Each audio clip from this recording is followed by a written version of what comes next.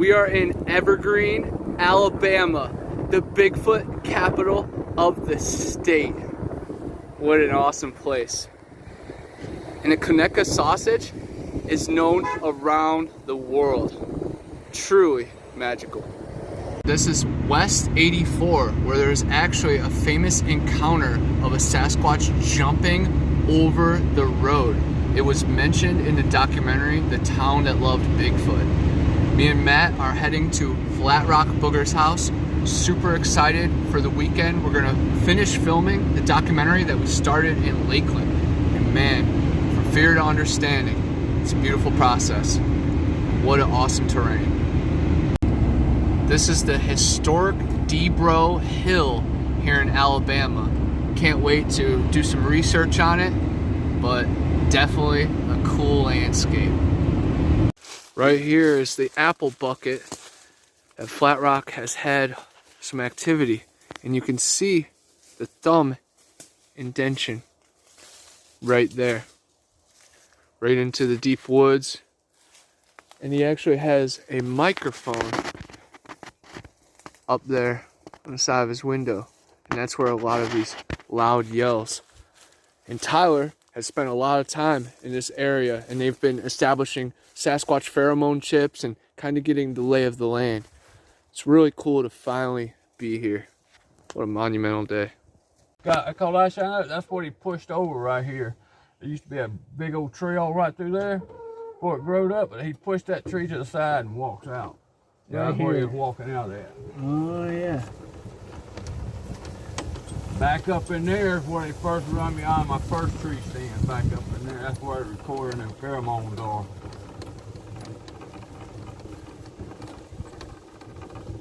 Watch the back of your head. Yeah, well, y'all watch the back of your head. That's about the only spot over here.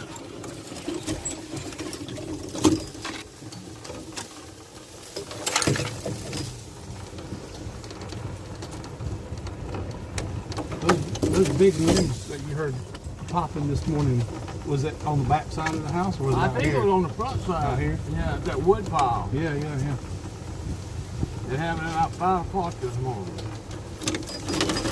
Yeah. It's all recorded, you know, so. Yep. Yeah, you can hear it. You'll hear that pop and everything. Yeah, because I turned in about, what, 2:30 this morning? Yeah. Something around there? Maybe, I think a little early.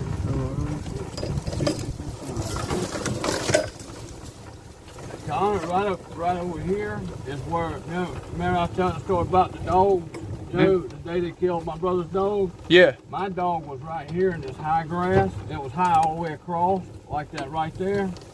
And he stuck his head up, you know, about right up in here.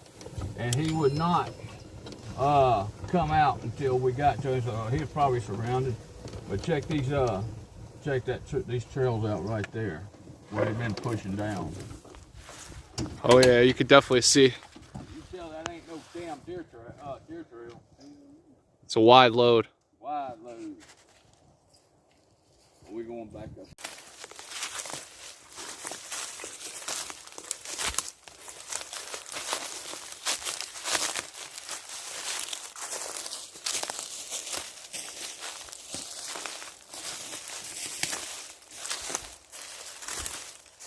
See why you can't find a footprint?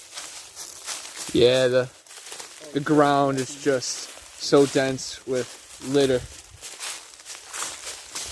think right up in here is where we found that hair. Up in this area right here. Somewhere in this little radius right here is where we found the hair. That hut should be right up here. Just the wind and all ain't destroyed it yet. There it is. See how it's hidden? You see it yet? It blends in pretty well. You see the hut yet? Oh yeah. See how it blends in? Go to the front of it now. This side over here. You see how it's been blowed apart a lot now? Mm-hmm. Right here? Right here, brother. It was a lot thicker last time. Yeah, it was a lot thicker last time. Wind's been tearing it all to pieces. You'll see how the opening is right through there? Yeah, that's awesome. We found hair and all in there. I mean, we'd probably scrape that ground if we had some gloves and some paper. Yeah. We'd probably scrape that ground and get hair out of there. Wow. Yeah. But that's a small baby hut right there. Yeah, it's a perfect blind. Yeah, it's a perfect little blind. And you couldn't even hardly see it coming. Oh, no, not at all. Yeah.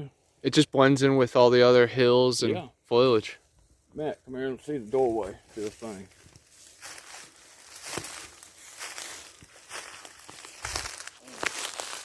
That's pretty fucking cool, ain't it? I mean, that thing, even when Ty was here the first time when we come out here, it was a lot better than that. It's being blown to pieces though right now. And when we come out here in November, I mean, it was nicely set. Yeah, it was real nicely set. We even stuck some sticks back in there. You see them sticking out of the ground? Yeah. Yeah, that's if anything else come in. But nothing else has come in since, yeah. But we got hair, we did get hair out of there. And that footprint, Connor, was right up yonder way. This way? Yeah. We'll try to find it. I mean, I doubt I'll be able to with all the leaves fall since November.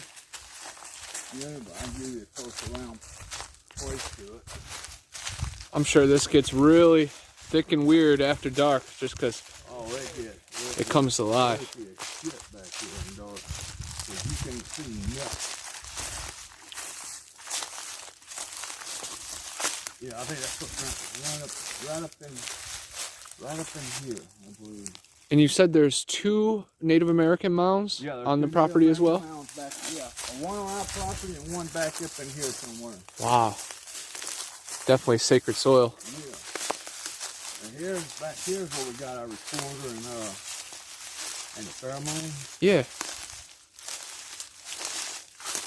This actually used to be my hunt area back then. Well, I actually got run out for fucking time. Even some people would see this as possible, activity. Dude, that's actually thinned out since I've been for the last 2 years. All the pine trees are dropping from pine beetles and all that stuff. Right here, this little valley though, this perfect landscape for creatures to hide and burrow. Right there's where that booger come up at, that ridge right there. Wow. Yeah. That is. Come right up in there. You come over here and get a better sight of it, buddy.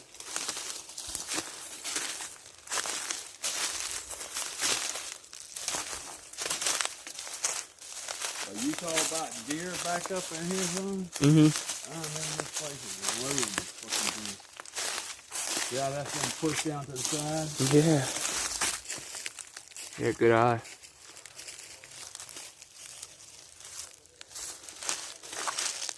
You can see this ridge a little better from right here. Wow. See, that's a steep little climb right here. Definitely is. Yo, and it come up right there to where that log was. I couldn't never see it. Yo, but either it come up this one or it come up that one over there. Just on the other side of it. Yup. It was one of these two, but it's out the same hole. And the creek flows, so it's perfect. Creek's right down that way.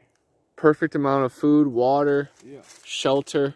Yeah. And that reminds me of the Ohio Valley. And the Ohio Valley was the mecca for the mound builders, for the giants. So this is perfect terrain. We're going to go check, see if something moved that.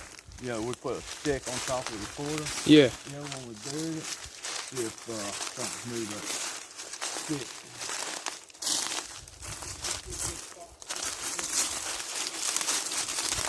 And these huge valleys and cliffs too they show that caves could be underneath as well.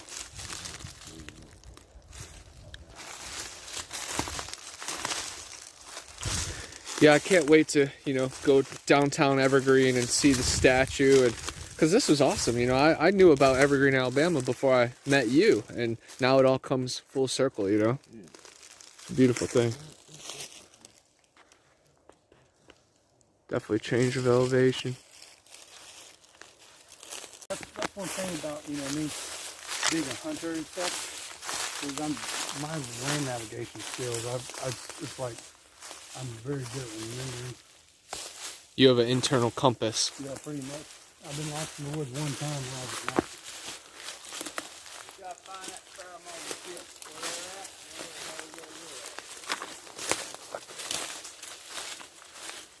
and You found the recorder? Hey Kenny, have you seen any timber rattlesnake out here? Not here lately, no. Yeah, it's still a little Cold time. Couple more weeks. You think this will be out here anyway. So we've been further up some. Well, I'm looking for that. Remember that little leafy area where you dropped the pheromone? Yeah. That's what I'm looking for. It's somewhere on this ridge. Yeah, somewhere. Where's the microphone? It'd be hanging over between a tree that splits out. Yeah. Mm-hmm. Kind of like this right here, but a little further up, and you'll see a little pile with sticks on top of it. And it's up in there somewhere. All right. We'll find it. We'll find it. I still think it's in the road, but yeah, we're trying to find out where we put them pheromones. I should have marked it with a flag, but we didn't. So we come out here a little late afternoon. Yeah. I think we're just too far down, so I don't want to send it down this far. And I still remember being on the other side.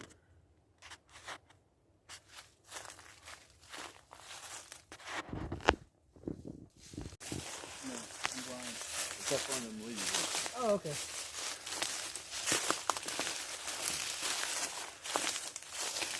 That's a little hill, right? Yeah. But what's interesting is you can see. Thanks, Mike. Yep. There it is. Yep. I was like, damn, we're right here somewhere. Yeah, we're right So here. that other pheromone shit should be right here. Yeah. So here's the recorder.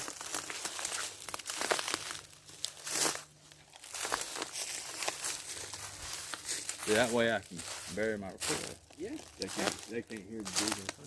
It's really smart. One was beside some leaves. I think those leaves right there, brother. There, yeah, Right there. I see it laying right there. And this is a Sasquatch pheromone chip that is going to attract definitely some strange things. And this has been used on multiple TV shows and successful expeditions. I brought a cup full of them as well. Can't wait to use them. But yeah, it's mixed with like monkey, bear, a bunch of other exotic smells.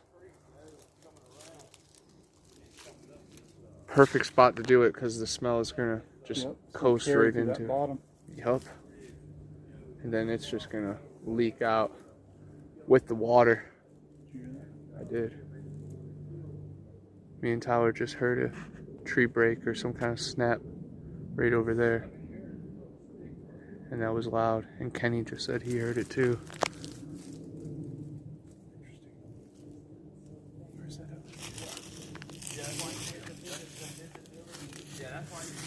You can just feel the energy out here. Matt said it was like a pressure in his chest. Yeah, there's the other chip.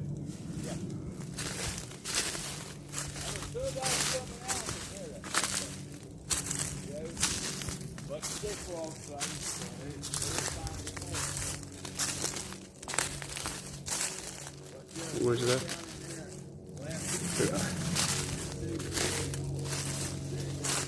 And here is the other pheromone chip.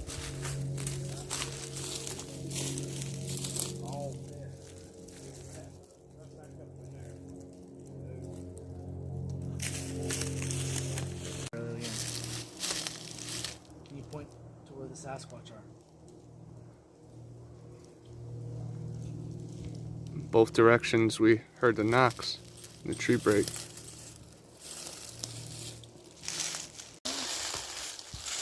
Interesting. Might make it look like that. It looks like a body. Could have made that intention because it's about 5 to 7 feet long. And we're pretty heavy and we don't make that much on it. Yeah, I'm 230 pounds and I don't even use good imprint in these leaves. it would take a lot of force to leave something that deep.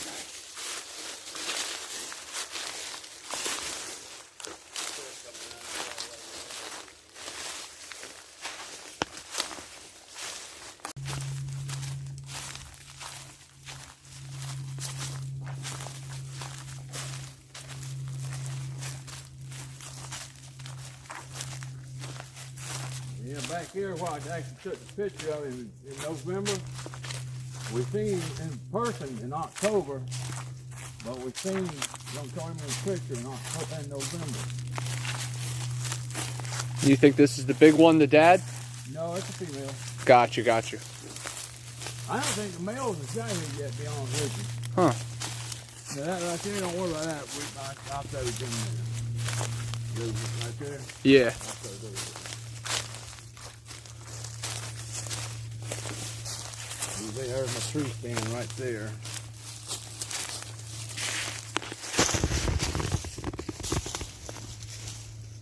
There's where the camera was.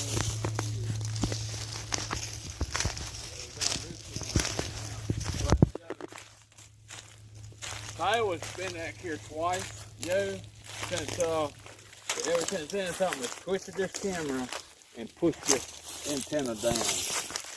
Yeah, what done? I don't know. Could have been a deer, could have been a squat. I don't know. Stay right there, stay right there, that camera.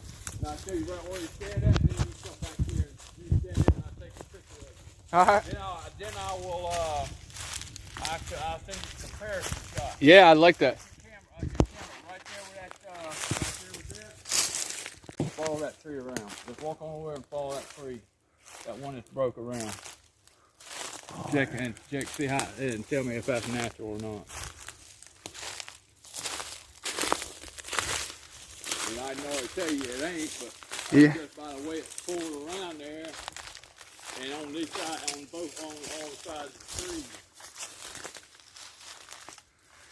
And how there's a pathway underneath it too.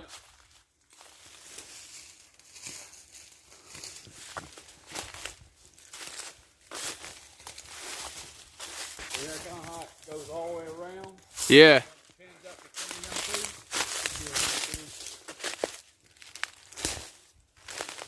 two. Yeah, and then it goes all the way. Yeah. It pins in between them two.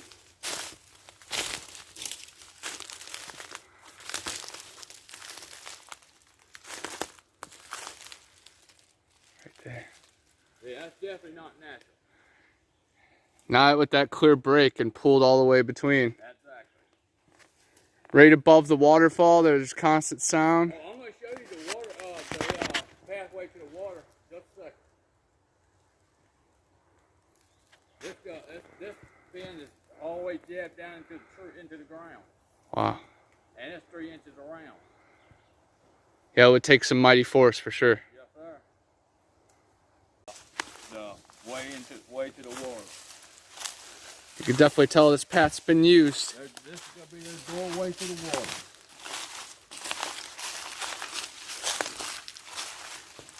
What we call a whole friend of mine from Louisiana called it was pathway to the water. Once you're in the water, you're free. Some get wet.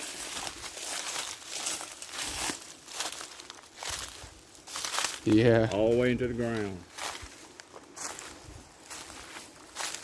How it bends across.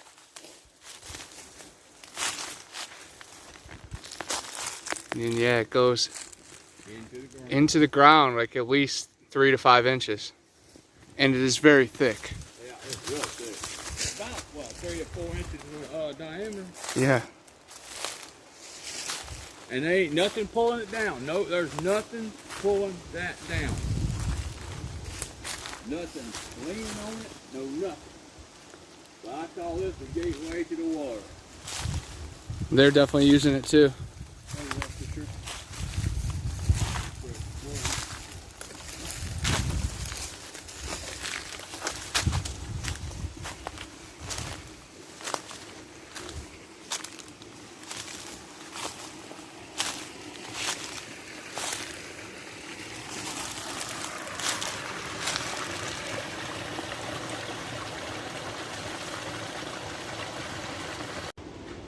This rock right here is the one that Boo Bear got hit with by a Sasquatch. Come on, Bigfoot, do better. This is a sweet pup. But he's the Bigfoot dog. He feels them, he senses them, he sniffs them out.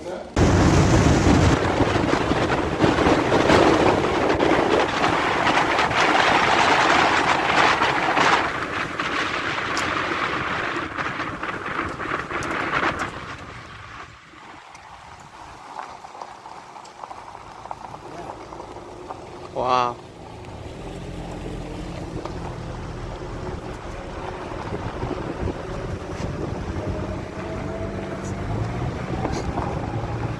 Yeah, if we were looking in the woods, we would have rear-ended him.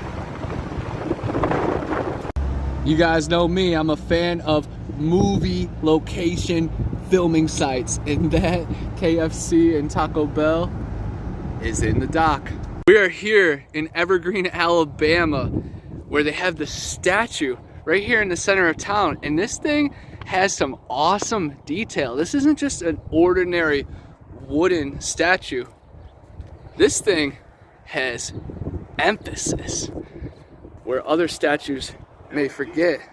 And this was privately funded by the fans of Bigfoot here in Evergreen. And even Congress said this is the capital of the state for the wild man. So what other marker? Here we are looking at the Flatrock Festival Day sign right outside the Flatrock Fire and Rescue location.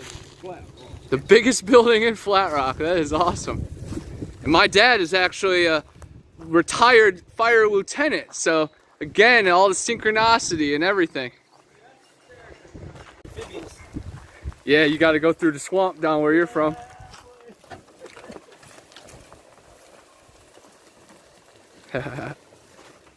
We're heading to set up tents. And the rest of camp. Super excited. We're getting set up. We just got the canopy. And we actually heard some strange noises while you were driving back. I'm not sure if you heard them too. Yeah, that was interesting. Was it again? Yeah. Yeah, it sounded like it was a long way off. Well, if we catty corner here, we catty corner here, and you're right there. Yeah. Perfect. Oh, what? But what I noticed right here, we're putting our fucking tent right in front of a heavily used trail. We can find those. No. Block the path. That's how we're gonna get an interaction. But hey, man, what are you doing in the fucking hallway here? Yeah. Son of a bitch. So Matt is making a concoction right now with some Himalayan salt and water, and he's gonna spray it around camp. Yep. And could you explain what that will do? I mean, it's just so that way nothing negative can cross those boundaries. Normally they use it for purifying, you know, nasty earthbound spirits and things like that. Demons. It can also be used against, you know, negative extraterrestrials, or some say it might even work against like curses and things like that too. So, just doing this so that way everybody can stay safe today. And while we're here, we'll probably do it a couple times just to make sure we're all right. But what's interesting is that if Sasquatch are evil beings, in theory they shouldn't be able to cross this. So if we have anything touching our tent in the middle of the night and they cross it, kind of implies that that's a good one, huh? 100%. Pose that question. So I'm gonna get to it.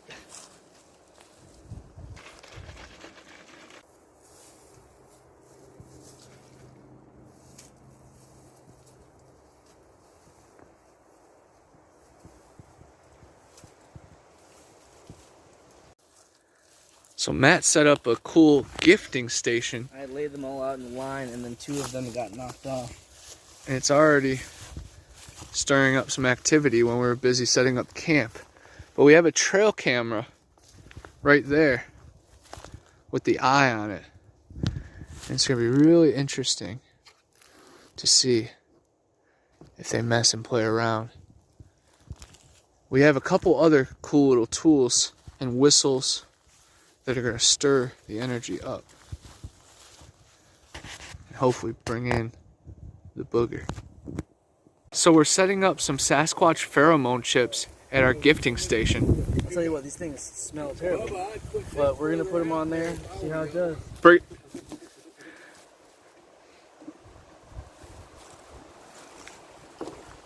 Will that stink up the whole tent, you think? Yeah? Damn, I can smell that. You're gonna have to put that thing freaking downwind from us. We're gonna sit there and smell it all night. That wind blowing. Get well, Okay. and me and Bobby was sitting in it one morning. Next thing you know, there's a big old yell. Whoop!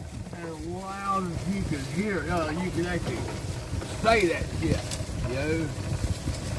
So we couldn't hunt no more because we knew they were right there. So we got out the hunt stand here and went over to my hunt stand over up front. And nothing come in. Them motherfuckers, they was all in this motherfucker. So we couldn't do nothing. Wow. I mean, I guarantee that motherfucker wasn't no more than 30, 40 feet behind us. We couldn't see him because it was right directly behind us. But he was damn sure warning the other ones, you know, that we were right here. Those are all that's matted. Yep, yeah, that's deer trails right there. Yep. Like that right there, deer trail. There's, All these are little deer trails. it's thick little deer in here now. Yeah. Yeah, that's real thick deer. I couldn't imagine what it'd be like up here during middle of January during the rut. Oh my God. You probably could hear him running through here on damn night. Yeah, you could. Or something. Yeah.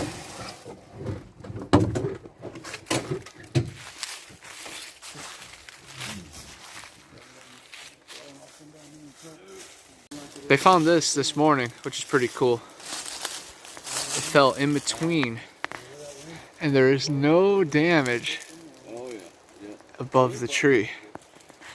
And it also goes perfectly in between over there. Oh shit, we just broke right over there. It's like a perfect entranceway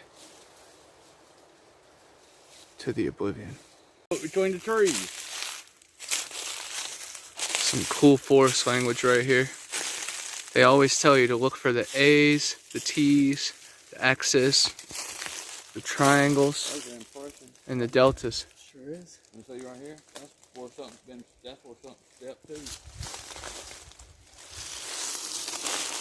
Yeah, you can definitely see a disturbance in the leaves right there. In two spots, there and there. Like Huh. it could have been just standing there. And like Matt showed before, even our force doesn't make any really indentation I like that wind. in the ground floor. Tyler found this spot right here where there's this long debris covering the whole road. And then there's a very high break, at least 15 feet up. And nothing else is really damaged behind it in that area, so I wouldn't really blame it on weather. Look how intricate that is. Yeah, you're right. And this is not far away from where Flatrock just found some indentations in the ground. And they just heard a grunt over there to our right. So we're keeping our eyes and ears open for the answers.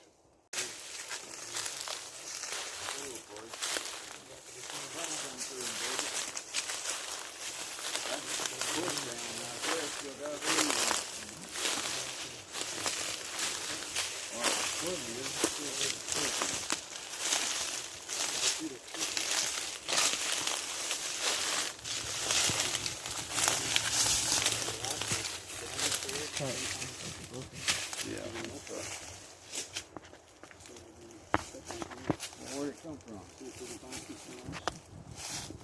Look at all the limbs just stacked up across there. Yep.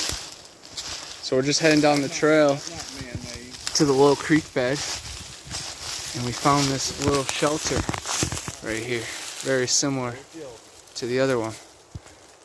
Very cool, down here in the valley.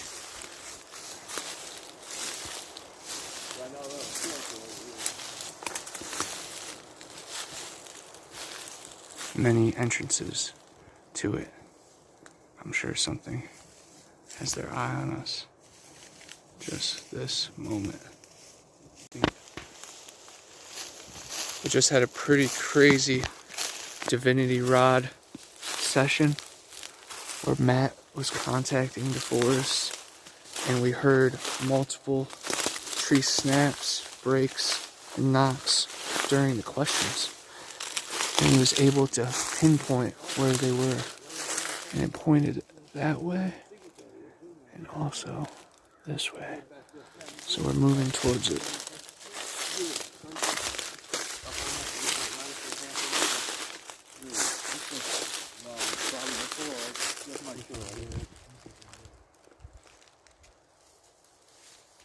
Well, that could be something looking under, you know what I'm saying? Should have brought my camera. Tyler. Yeah. Hold on 1 second. Up under that log. I can't hear you because of the wind. There's something up on that log. Right over there. Between them. Oh, yeah. Just step on that. Probably just a log, but just step on it.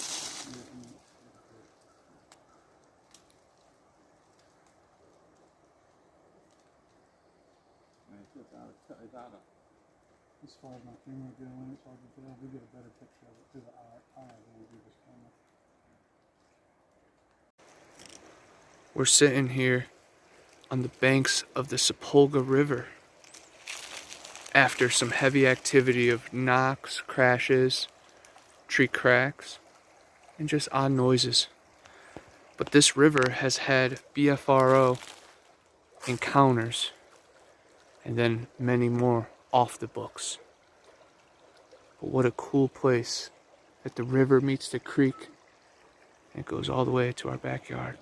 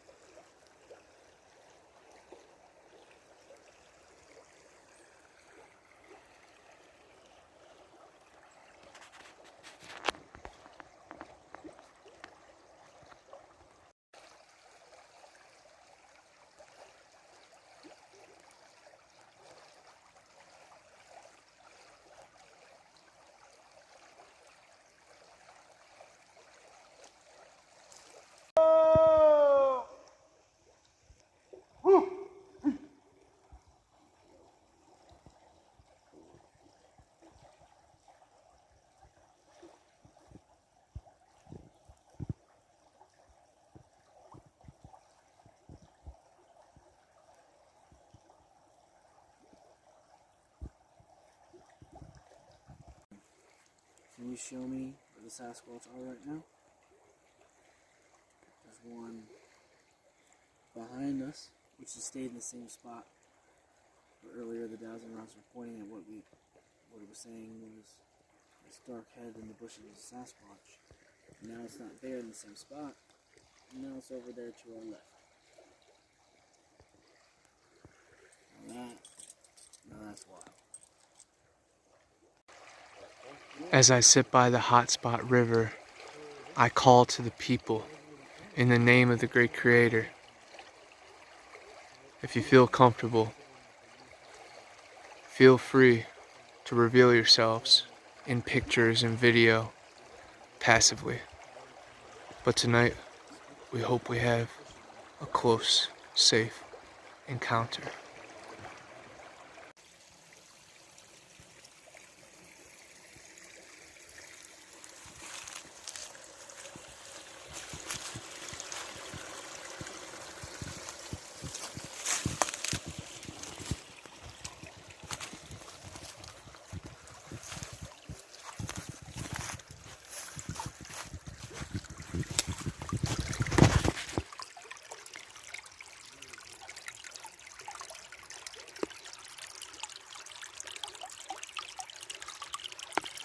before night, baby.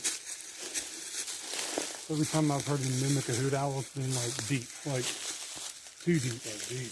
Oh, God, I got really good audio of them fucking screaming at each other. Yeah. I mean, literally screaming. I know. I love the sound of the bees. Barn owls is the ones that territory. Right? I don't know. I always thought it was just you see the little hoot owl.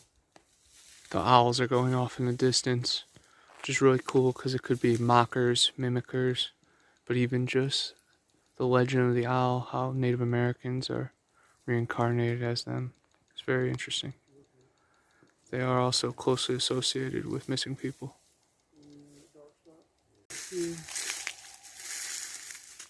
17. 16, 17. Right? We found a The toes went 16-inch underneath there. footprint It was right about maybe like 16 and a half. while the forest is coming alive. We've been hearing owls, mockers, and mimickers. Bigger than Connor's size 13 foot too. How wide And- is it? Huh? Wide? Wide. I was doing a knock. Yeah, you want When you really find the road, you keep walking a little bit, you'll find another road. There's one up in the line. the only thing I found was the deer horn. The deer horn. You know, Simon said that one? Man. I know there's a bunch of them. Just don't know where they're at.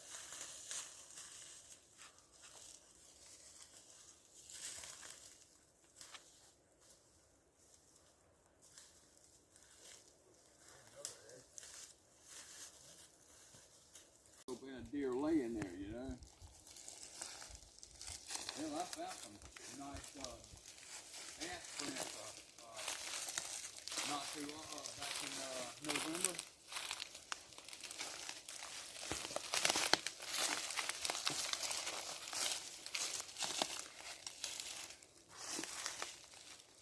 What do you reckon done that? I don't know, but look for something that's Tyler? really sharp. Really sharp. Oh shit. Like something sliced down that damn thing, don't it? Almost like someone hit with an axe. Yeah, I mean, you see it. Right there. Yeah. Just a butt. That's interesting. Yeah. I'm not really sure what this piece of metal is, but we're bringing it back.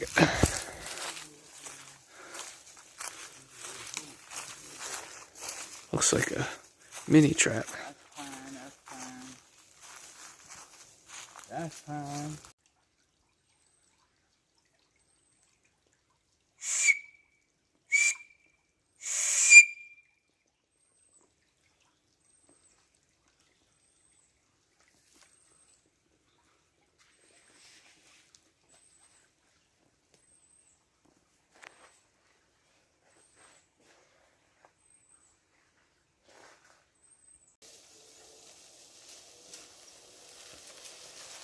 There's a thing on the front that you can do.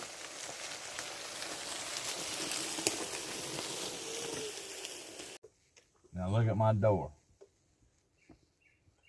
It was peeking on you. Yeah, it was standing right here. Wow. Just that fucking close to us. I mean, we shined the flashlight over here. Didn't see a damn thing. At night, it's a whole nother story, and they know how to play with the light. What are you guys doing? What are you guys doing? Huh? What are you guys doing? Yeah. The Bigfoot dogs. That's amazing. I was sitting right there on my mom's porch, filming toward the nest.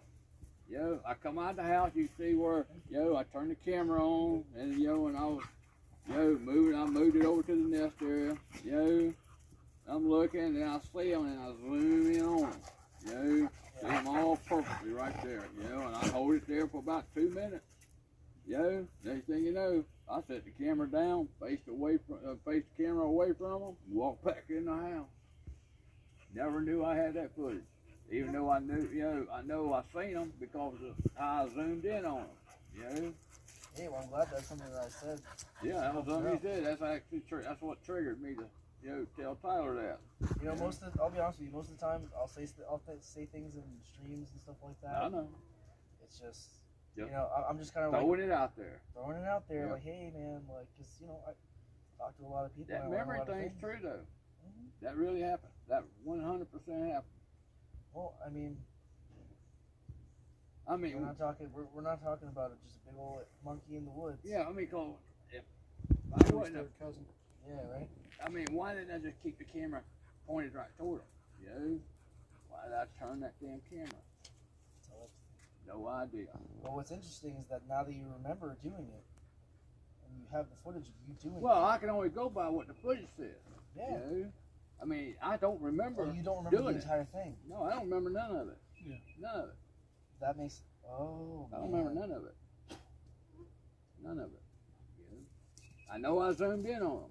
I knew I was looking at them. Hey, Boo Bear. And then a few minutes later, I set the camera down, pointed away from it, and walked back in the house. Never knew I had that footage again until I found it. They got in your head. Hmm? They got in your head. I believe that. It could have happened that way.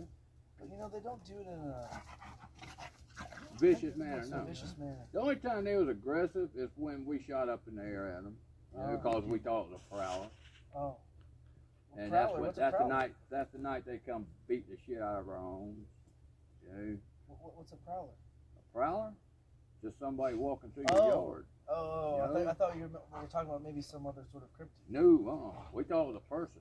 I didn't even believe in Bigfoot at that time. Didn't even believe in him. Where did you guys find the dog's body after he We was never killed? found the dog, buddy. Oh, you guys never found the dog? That dog never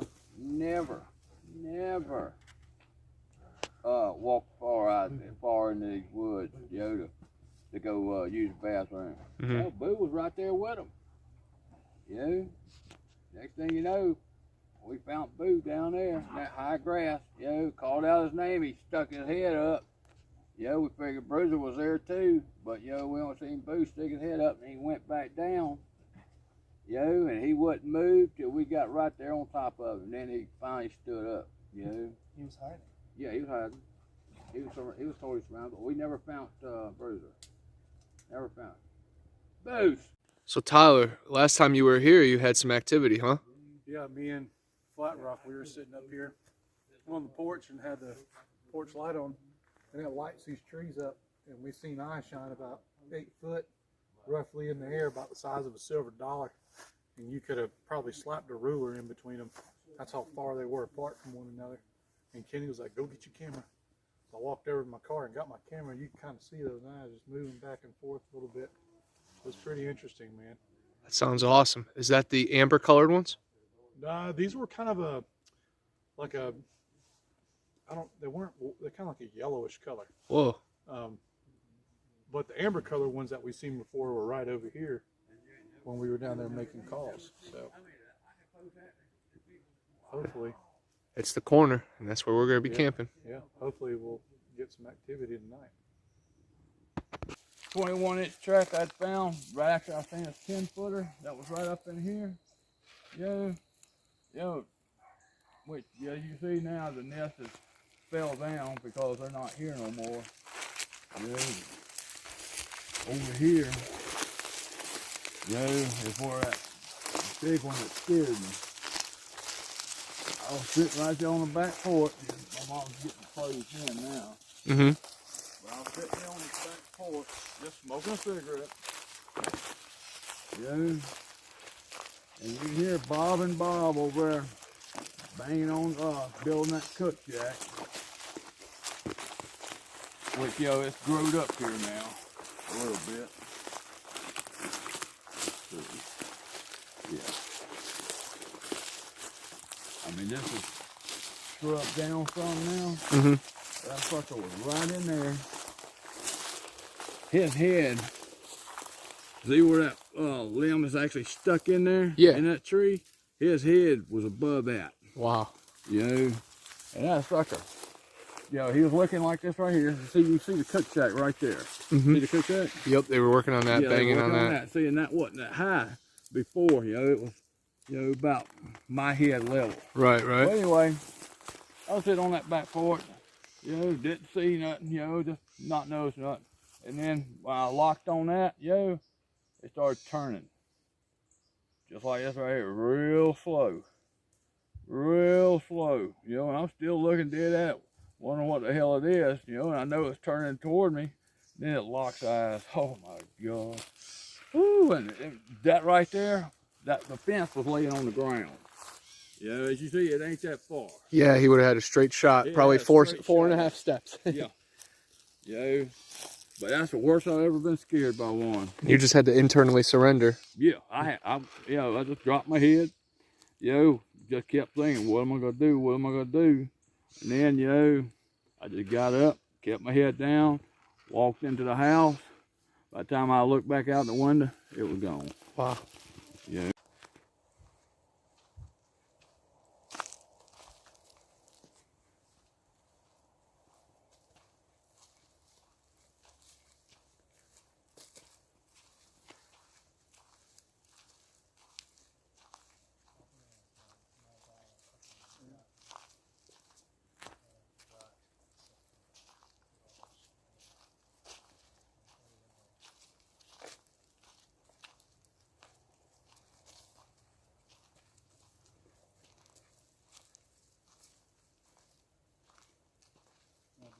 I'm sitting down here this time of night by myself. I got heebie-jeebies big time. So these pheromone chips are right through there. Right through here. The pheromone chips that we hung up yesterday? Yeah, they are right through there.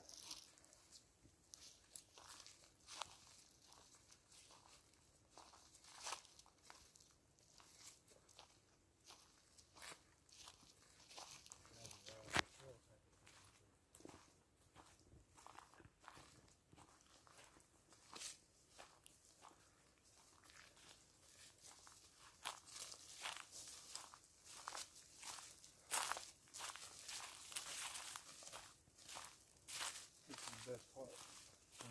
There you go.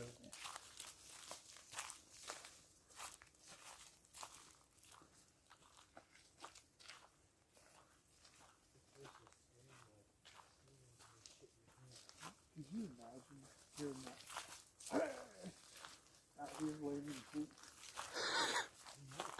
It's gonna be scary if we do. Oh my God, man, that I wouldn't even want to make it back to Flat Rocks. I would just hope for the best. yeah, hope for the best. I'd be still belly up. Yeah. Get me, bro. Yeah, I'm just gonna start calling my mom or at least text her and say, I love you. I shouldn't have done this. My YouTube password is please release my private videos. I told my boss before I left work Thursday, I said, hopefully I don't come back in a body bag. He's like, damn it, I hope not. I need you. Because he knows what I do and stuff, and he's all about it. Oh, yeah? Oh, heck yeah.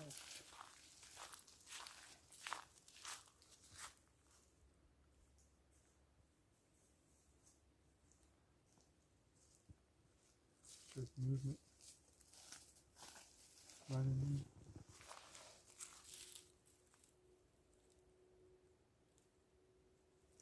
Interesting. Is there anything in there? Oh, weird though. Too quiet. I think tonight, or no, I'm going to leave that free here for you guys. Y'all should, that's the way to go to the free stand. Y'all should climb up in that ladder thing. It's a 2-man thing. There's a breaker thing. Yeah, sit up in the 2-man thing with that thermal. I think that'd be cool as shit. Oh, I might leave my other Sony camera here. So if y'all have another camera with IR. What? The night vision?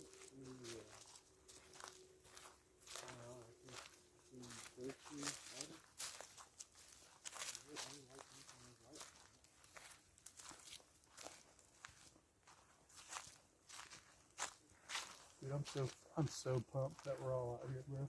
Yeah, this is meant to be. It was meant to be, homie.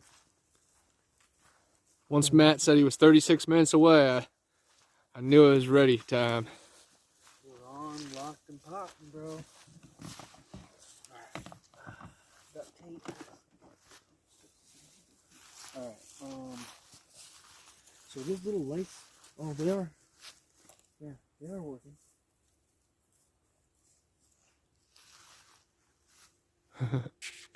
Oh, it's him. Enjoying some peace around the fire.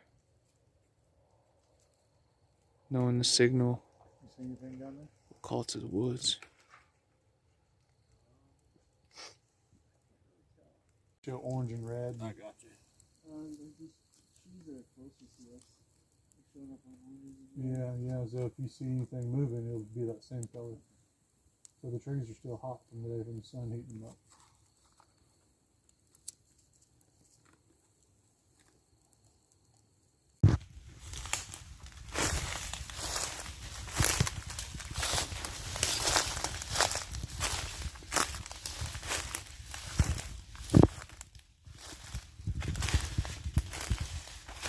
We are heading to the kill box.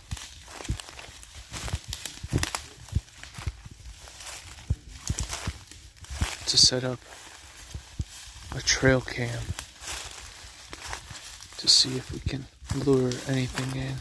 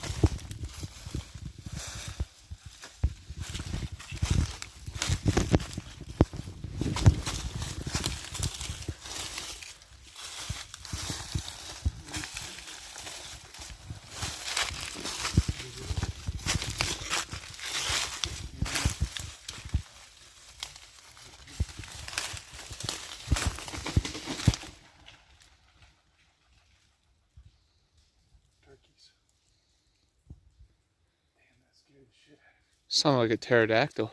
Yeah, you scared the turkey off the roof. That thing had to be huge. Oh yeah,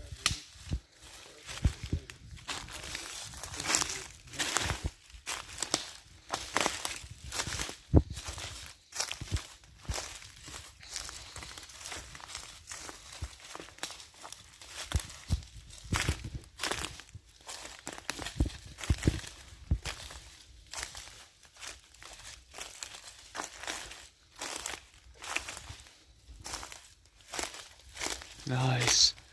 Some treasure. yeah. You want it? Now put it against a tree somewhere. As our honor. Put it right there and come check on it. That's perfect.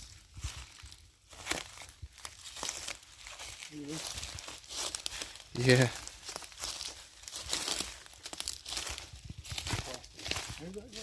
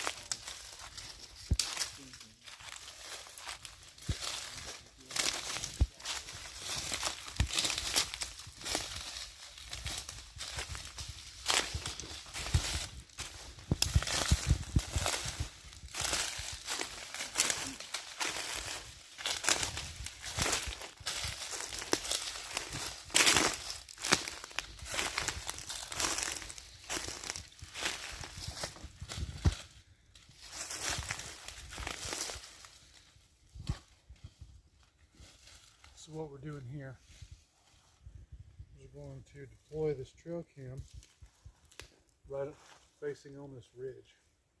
Right there behind you is a deer carcass. See right there next to the tree? Yeah, damn sure is. Yeah, we're in the right spot. Yep. Yeah, that's one of them. We don't know what happened to the rest of them. Good eye. Point your light over there. Try and zoom in on it. Yep. That's the deer carcass. Yeah. That's wild shit, isn't it? Oh, yeah.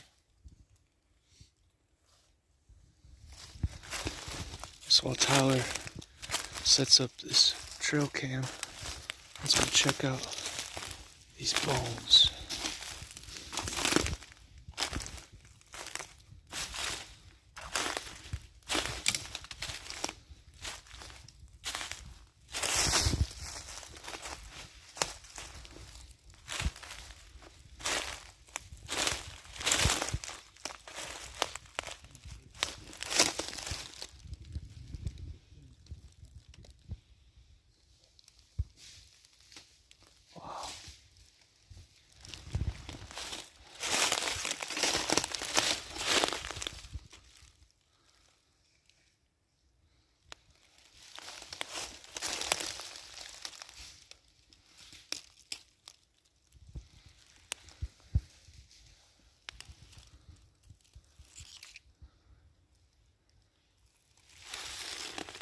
This is the kill zone.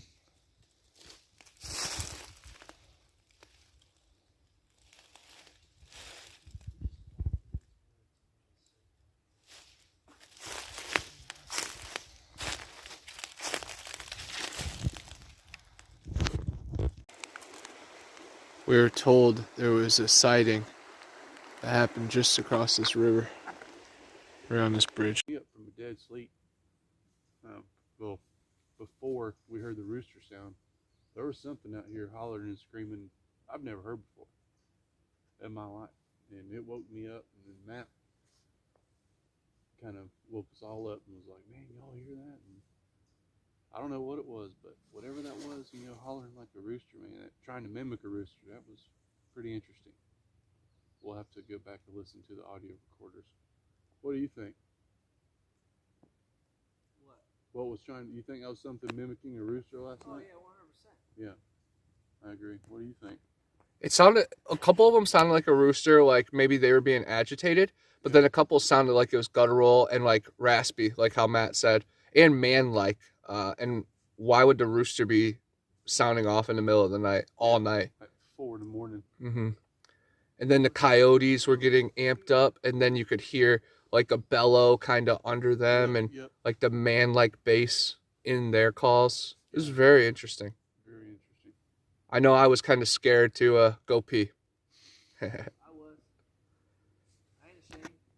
Dude, I was laid in my tent, man, and I could hear my heart beating in my head because I could start hearing shit out there in them woods. The silence was so, the silence was so deafening last night. My ears were ringing because it was so quiet. You guys heard me say how I had a weird ring in my ear. Yeah. It was only for like 2 seconds, but it was in my left ear. So it wasn't both ears. It was a actual frequency that was entered, It was interesting. It was.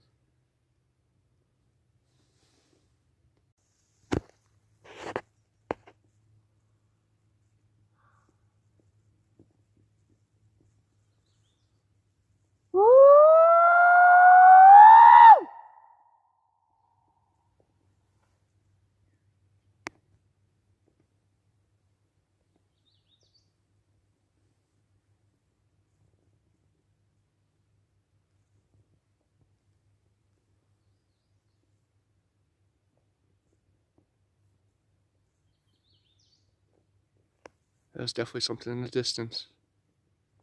Either a loud bellow or maybe a automobile.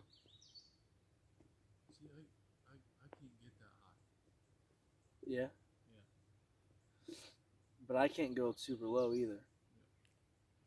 I like that second sound that you make, Tyler. And with the chuff at the end. Yeah. Yeah, it's good.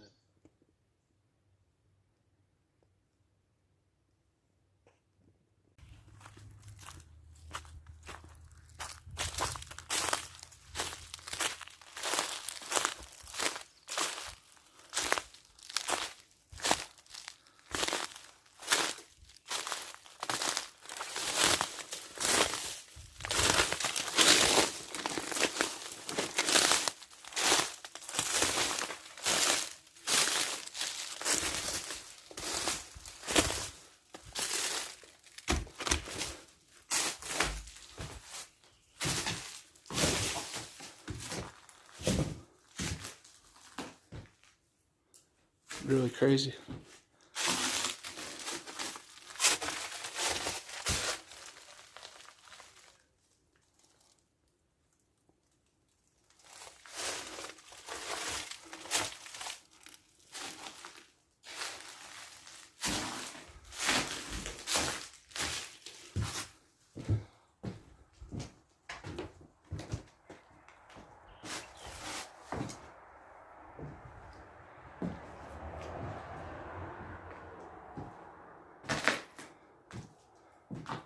Two fireplaces in the same house.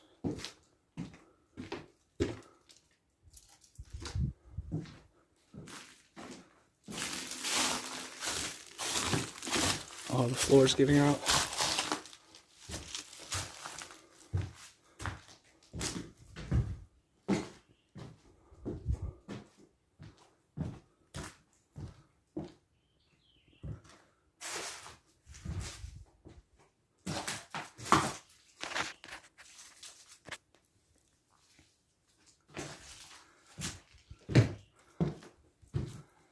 Crazy how the angle of the floor. I wonder if that's because the house is falling apart or if it was always angled like that.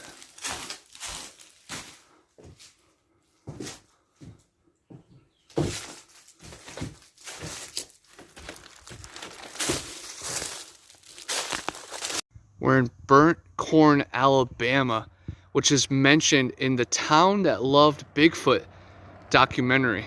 This is the old post office. But the creek is a hot spot for Sasquatch and Booger encounters. We are not far from Murder Creek, which has a really cool backstory. The convergence of these sacred waters is definitely a highway for strange. The old barber shop in town.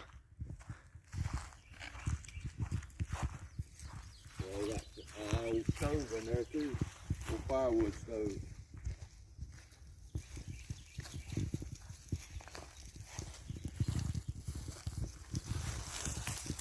I wonder what this.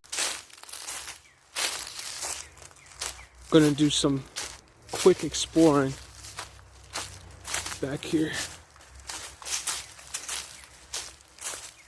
Clearly very little traffic. Definitely a good spot for the wild man creature to roam.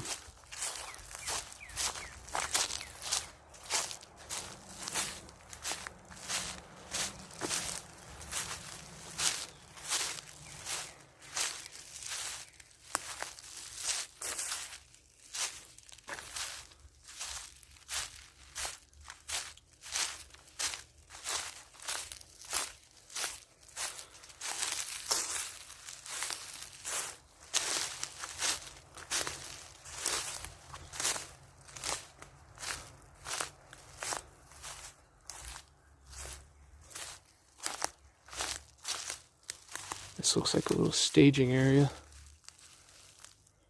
And all these fallen pines would be so perfect.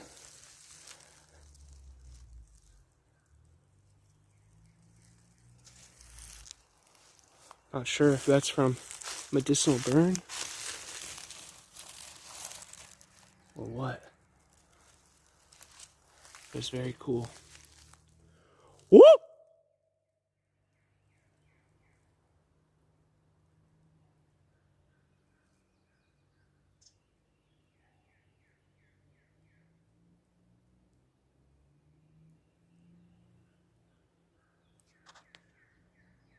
And Alabama has many cryptids and creatures.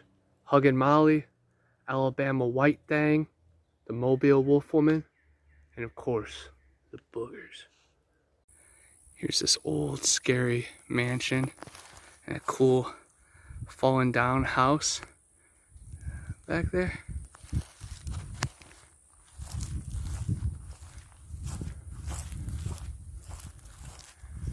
Old cars. It's like we just fell into a time machine of the old Dixie South.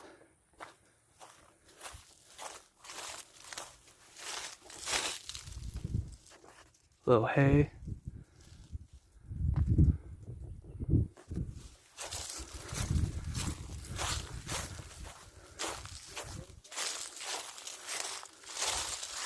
And a little storage.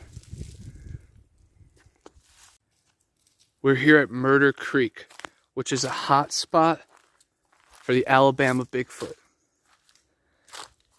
The origin of this place comes after a bloody night when Native Americans ambushed the killer white men, disarmed them, and ended their lives, and then freed the slaves that they had.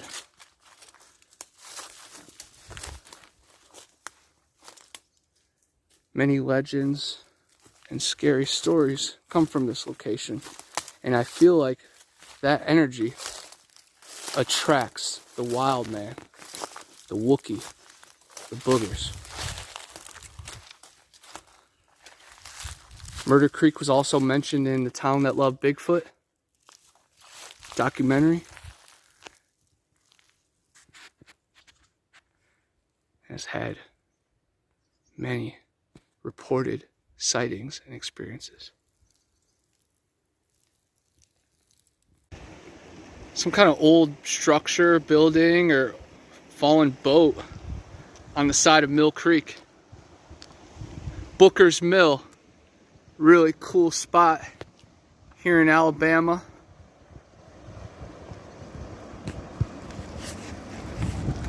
And that water is flowing. It's beautiful. Right there is the famous radio station from the documentary. They talk about Bigfoot weekly here. And Flatrock has even been a guest. We were talking about hopefully being on the show tomorrow morning, but I don't know if it's going to time up. But definitely check them out in the dock. We're here at Murder Creek, another branch.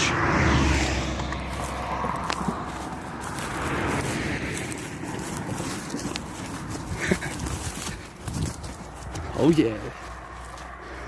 They call me the wall runner. Even when the stairs right there. Very cool. Definitely a historical location filled with high energy. Here's the Sepulga River Canoe Trail. And the Sepulga River is again a hot spot for these booger creatures. Confirmed crossing. And there have been confirmed crossings right here on this bridge. So this is definitely a hot spot.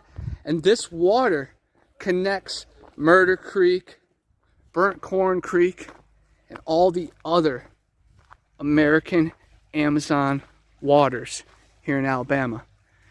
And we're gonna get to see Matt fish a little bit.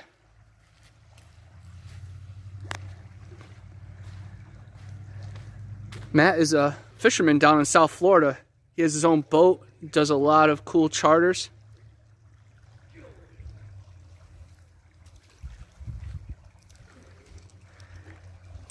Travel pole. Yes, perfect. Can't beat that.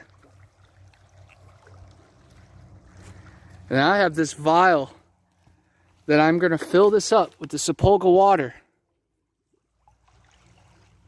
for eDNA.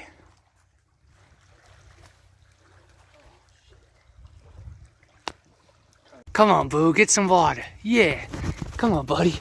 Yeah. The Bigfoot dog. Yeah. Get some of that Sepulga. Good boy. That's the Bigfoot dog. Good boy, Boo. Yeah. Go swimming. Be a wet walk back, a wet ride back. Yeah, you're right. Yeah, I'm gonna ride back here and drop my shirt. So. That's why I text y'all, something headed y'all's way. But it sounded like it come from the backside and then, went toward the front. I should have checked that bucket this afternoon. Oh yeah. You check this So out, what is yeah. exactly in that? Like peanut butter and birdseed? And stuff like that? No, it's actually cat food. Oh.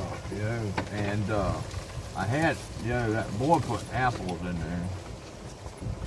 You know, and left that little tubey thing. I mean, one apple's gone. That's for sure. One apple's already has been taken. But what took it, I don't know. Could be a lot of different things like taking apples. Yeah, But out of that bucket is a weird angle. that it is.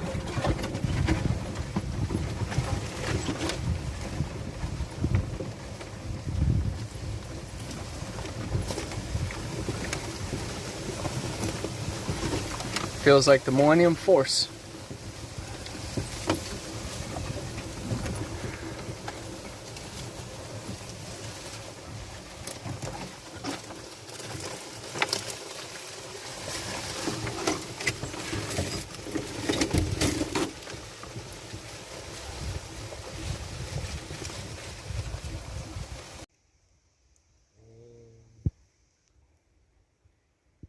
So Ken, you want to share about how you moved out to these woods?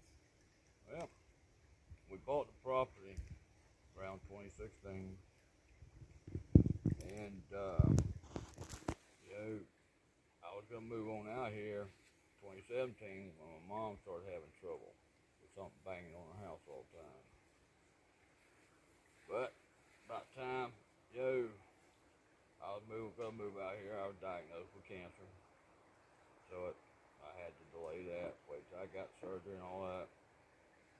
Went back to home at around 2018 now, and Hurricane Michael come around, tore my house up, and I had no other choice to move out here. And would you say that from the moment that you guys acquired this property that there's been activity? Well, there was always activity, but we blowed it off as paranormal, or teenagers banging on the wall and running. Just like when we were kids, we'd go hit on the door and run. Basically the same thing, and that's what they were doing. But we'd blow it off as paranormal or just teenagers, banging on the door. And what was the first thing that made you believe that there's Sasquatch in these woods? Well, I was sitting in the house and I caught a light outside the window. And next thing you know, it blinked, and it caught my curiosity. I got close to the window and looked out, and I saw it had a shape to it. So, I didn't have no camera or nothing, but I knew I had a baby camera with a monitor that me and my wife kept. So I stuck that baby camera up in the window, pointed it straight toward it, and backed away. Turn on the monitor, and I'm looking dead at, something just standing there. Couldn't tell where it was yet, just standing there. But it kept edging over. Every 5-10 minutes, it edge over. Then it finally got to a tree, got straight in front of that camera. And I could tell right then what it was. It was big, just massive big. Could I say it was a bear? Yeah, I could have said it was a bear. But that wasn't no bear, and from then on, I was convinced, what was banging on our home was more than a bear, more than a kid, it was Bigfoot banging on our home. So since you started living here full time, how many face-to-face encounters have you had with these creatures? I've had 2 face-to-face, right close face-to-face, 20, 30 feet face-to-face, but that's about as far as face-to-face. Okay. But have I seen more outside face-to-face? Yeah, when they didn't see me, yeah. And about how long did it take before you start collecting evidence? And Immediately after caught that one outside my window, almost immediately I went and bought me a little cheap camera, started just putting it on the back porch of my mom's, there they were. And when did you start bringing people out here? Here recently. I think the first time was October 21 was the first person we brought in. And believe it or not, we got daytime sighting. And this guy was a total skeptic. Total skeptic. He wasn't a skeptic when he left here. So they've not only just been active at night, but they're also active during the day here. Yeah. Every now and then you'll catch a daytime sighting. They'll step out on you. If you get too close to, I'm figuring, if you get too close to their children, they're going to step out, warn you, don't come no closer, and we just back out. So do you think that the activity that you guys have, that where they're banging on the house and looking through your windows, do you think that's any sort of aggressive? No. Direct? The only time they were aggressive is on July 4th, 2019. We all cooked out on the back porch. Not believing Bigfoot. No, I didn't even believe it existed here at this time. And they later on after eating, got dark, and guy we brought out here to live out on the front end of the property, he lost his house in a hurricane as well. He called me up, said, there's somebody walking across the yard. Well, us being back in the deep woods, you shouldn't have nobody crossing through your yard. So we went after him, tried to find him, got our gun, went up and down, where we thought he was seen, couldn't find him. We come back up on the back porch. And we started hearing some movement over in the tree line. We walked over there, and you can still hear movement when we got over there. So we figured that was him, and we threatened him, don't come back out here, and told him, go to the woods, get on back out to the road, don't come through this yard, you're going through the woods, get out to the road. And then Bob pulled out his pistol, 45, and shot it up in the air. Well, midnight, 1 o'clock, 2 o'clock come around. Next thing you know, everybody on this property, was starting getting their homes beat on. And you've seen all the homes here.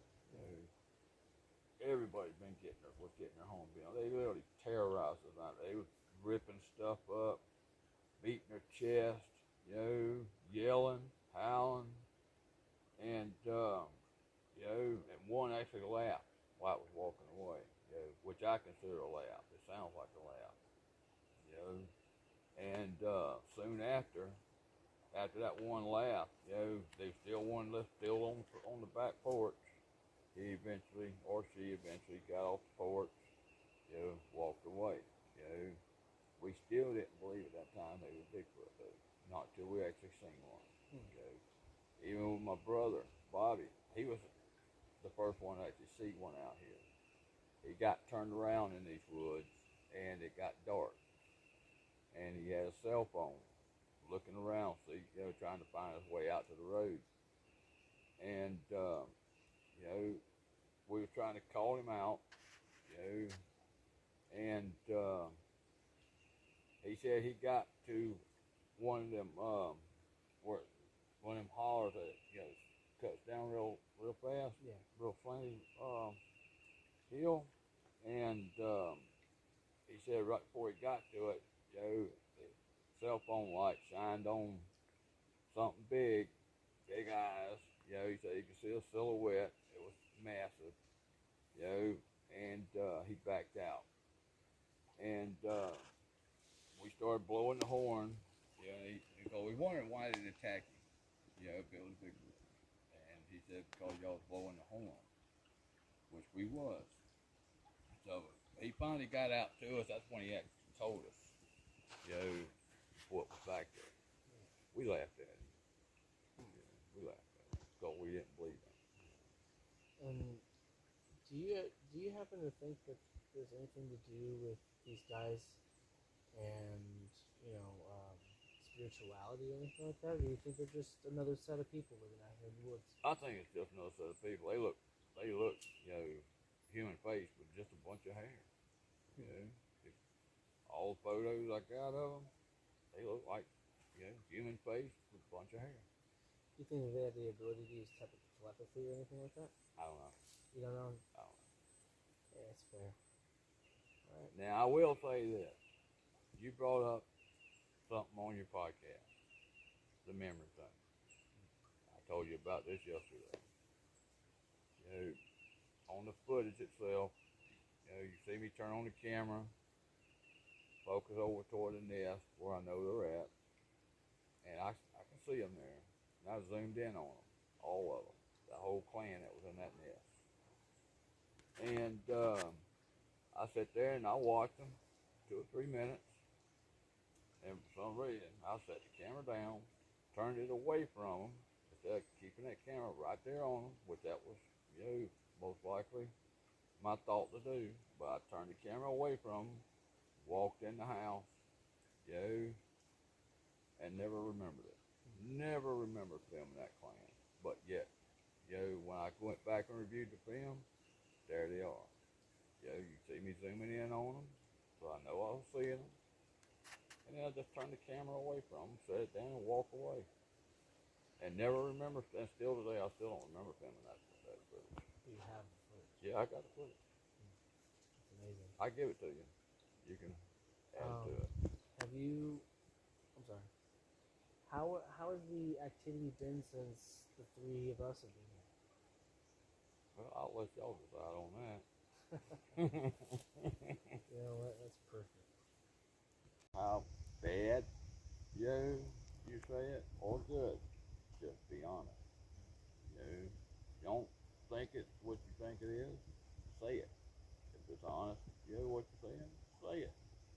Well, I mean, in comparison to other people's visits here and what you deal on a regular, has it been more intense or?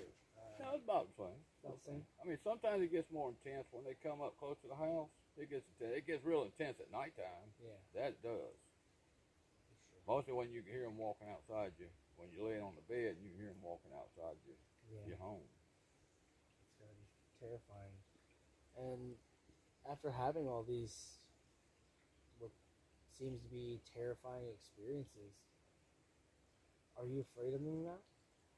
I'm afraid to be in the woods by myself, because I don't want to run up on another one. But, as long as I'm with somebody and coming out in the woods with them, I don't mind it. So you found a way to coexist? Yeah. But as for, okay. We're good. I've seen nothing but solid black ones. Okay. My brother and his wife have said, what they thought was a bear at first, they thought it was an albino bear crossing over the Sapoga River. Later is when we found out they'd only been one sighting of a bear in Connecticut County in 2 decades. Especially not any white bears, huh? There's no white bears. No white bears have been sighted in Connecticut County. But that was his story to tell. He ain't gonna tell it, so. Yeah, the Alabama white thing. Yes, sir. One of my favorites. And the hair I found, is whitish with little black, threads in it. Mm-hmm. And that correlates with the hair that Matt has found in Mayaca, the hair that Tim Turner and I have found in Green Swamp, and many other samples all across The hair that we this found plain in that little terrain. hut was just as clear as could be. Just as clear as could be. See right through it. When you look at it through a microscope, you just look right through it. But as far as the search for Bigfoot and paranormal and the unknown, where did your journey begin? Started back home in Ohio, land of 10,000 mounds, Lake Erie Monster, Minerva Monster, Ohio Grassman, unsolved mysteries, and just being out there exposed to the secrets of this world. And once I realized that they weren't telling the total truth, it was my duty to dig for the answers. And plus, my aunt had a sighting of a banshee like 80 years ago. One of my cousins was followed by a Sasquatch, and then a lot of other family and friends just had weird, unexplainable experiences that they had lots of trouble working through. So I was just trying to provide clarity and find answers for myself. Okay. And what made you finally get in full gear with the entire community aspect behind it all? Yeah, it all just came together. I was always a creator. I made music, made videos, always was a writer. So now it finally just came to a point that the strange stuff crossed with my, internal skills. And then just the community really pushed forward with YouTube, TikTok, and just filmmaking. You find the right people and you follow your destined path. Absolutely. And, you were part of what happened in Cold Creek. How was that experience for you? That was one of the most groundbreaking experiences ever because it was right after the Great Florida Bigfoot Conference. Huge bucket list. I got to speak and share my knowledge, and then that next morning was my big goal to get out with Marty, Matt, and Kat and use our divine energy. And we manifested what happened, man. It was something very special, and it's interaction in the forest that you have to build. You don't just stumble upon this stuff. It is internal, it's in our DNA, and it's all around us in every direction. And when you fall in tune to it, you're rewarded in every way. And how do you feel about that experience and what that did for you and then coming here? Yeah, that definitely set me ready and set me in the right position. It also built rapport between me and you, which was already strong, but when you're out there to the elements and you can, share an experience, it really shows you who you are. But it really just set everything in gear. I've had this Flatrock goal on my mind for a solid 2 years now, and Evergreen, Alabama, I heard about it in the town that loved Bigfoot, cool documentary, and now I'm here, surrounded by the forest people with my friends and family, and you really can't beat that. So it's mind, body, spirit, surrounded by the people and the elements all around you, and you just have to fall in. Very cool. And what did you feel about last night's experiences with all the howls and knocks and just the eerie vibes that are out here in these woods? It was awesome. Flatrock asked me, is it what I expected? And I said 100%. I went into this knowing that there's Sasquatch around here. I've seen the photos. I've shared the videos. Some of his footage has reached, more than 5 million views across the world. And that is power. That is some kind of energy itself. And to see those locations where there's filmed and to feel that energy is special. But last night was definitely one for the ages. We recorded a ton of howls, heard cracks in the distance. You heard something walking right outside of our tent. I saw true fear. I felt true fear. It was something special, but I'm working towards understanding it and comprehending all the chapters in between. So even though that you've done all this research and you've investigated countless places, you still don't know all the answers? Not at all. Every day is a process, and I love the journey to figuring it out. Time is eternal. Coincidence is the only thing to never exist. So we're just trying to see what's out here in this realm. I'm big on just everything, every thought comes from the source. We don't have the ability to make something up. It's just pulling from what already is. I'm a pretty talkative guy and get really into it, but I've never pulled anything that wasn't already. So what is, and what will be as well. Cool. I want to give a special shout out to Heritage CBD for sending us some awesome samples that we've been enjoying all weekend. It has been giving us the buzz and energy that we need. Heritage CBD. Definitely hit them up. Thank you so much for taking care of us. Tyler just found this huge pile of scat down at the creek bed. We're going to take a small sample of it and bring it back to the freezer.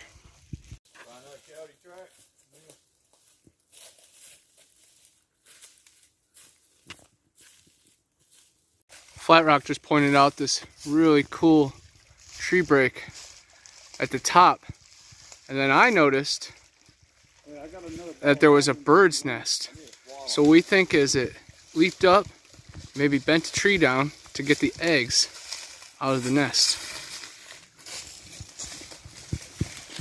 Pretty wild. Watch out for sinkholes.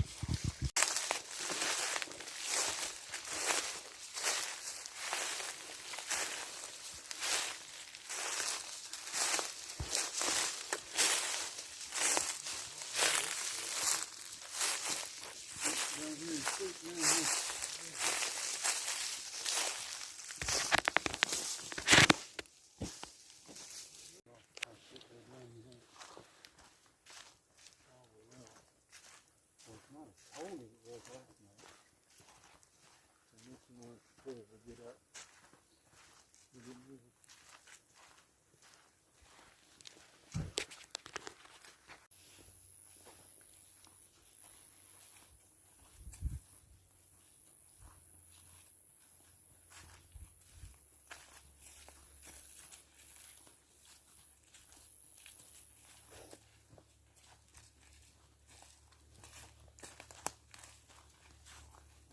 That was about 3/4 of my trip on the way home.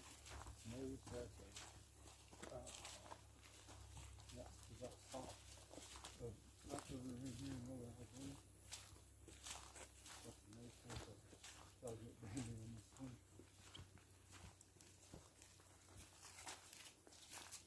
And that's why I don't want to have any fucking hard back down. I want his back legs to go up and nowhere. I'm sleeping in the car. But getting out walking.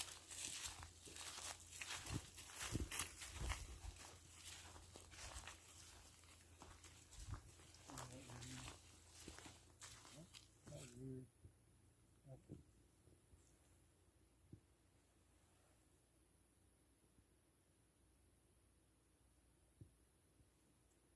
And when you brought my light down and started to come back up, I thought it was like an amber color. Something like glowing. Hair on the back of my neck doing it.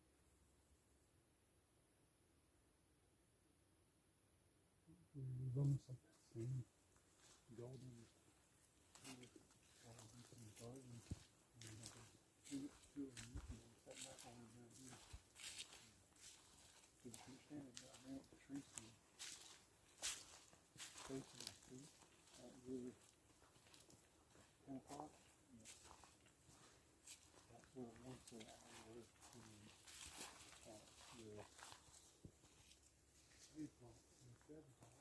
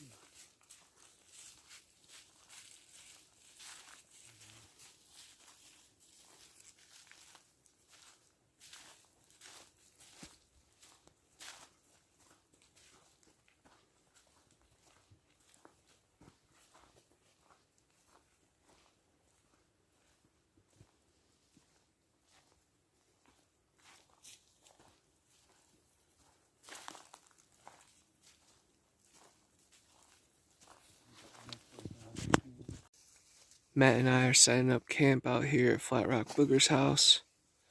Tyler went home for night 2. I'm super excited to test the waters. We've already heard some strange sounds by the campfire. Now we're out here in the woods. We're each get a tent. We got a recorder behind us on the table, and then trail cam watching the outside.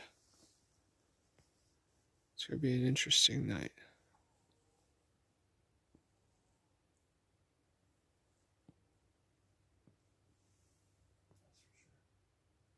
Are you ready to do it?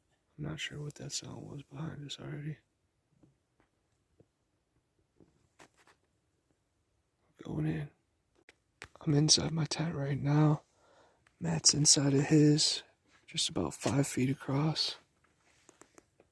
It's gonna be an interesting night.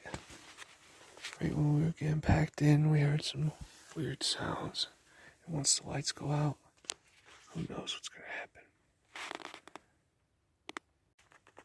I'm sleeping with my boots on tonight, just in case we have to make a break for it.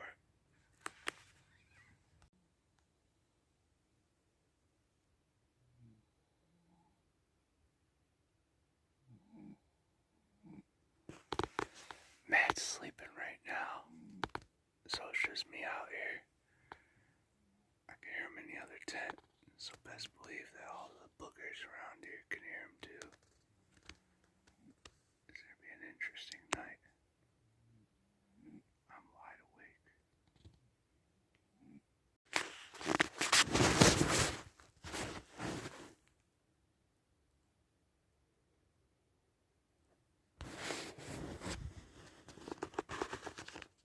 I just heard a noise probably 15 feet from the tent.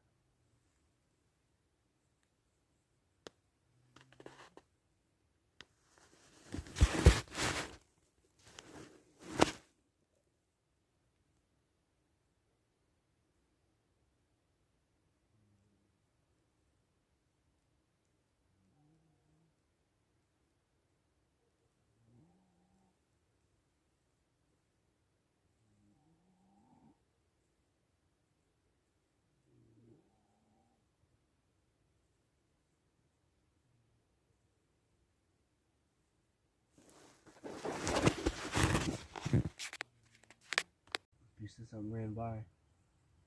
Yeah. I should have it. Yeah, it should be a loud noise right before I said, "Hey!" Because I was scared. I was thinking it was going to make one more swipe back and just stampede us.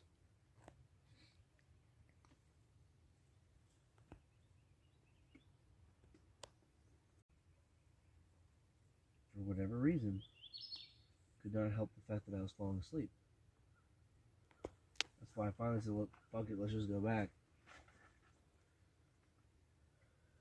Get this shit out of the way." Yeah.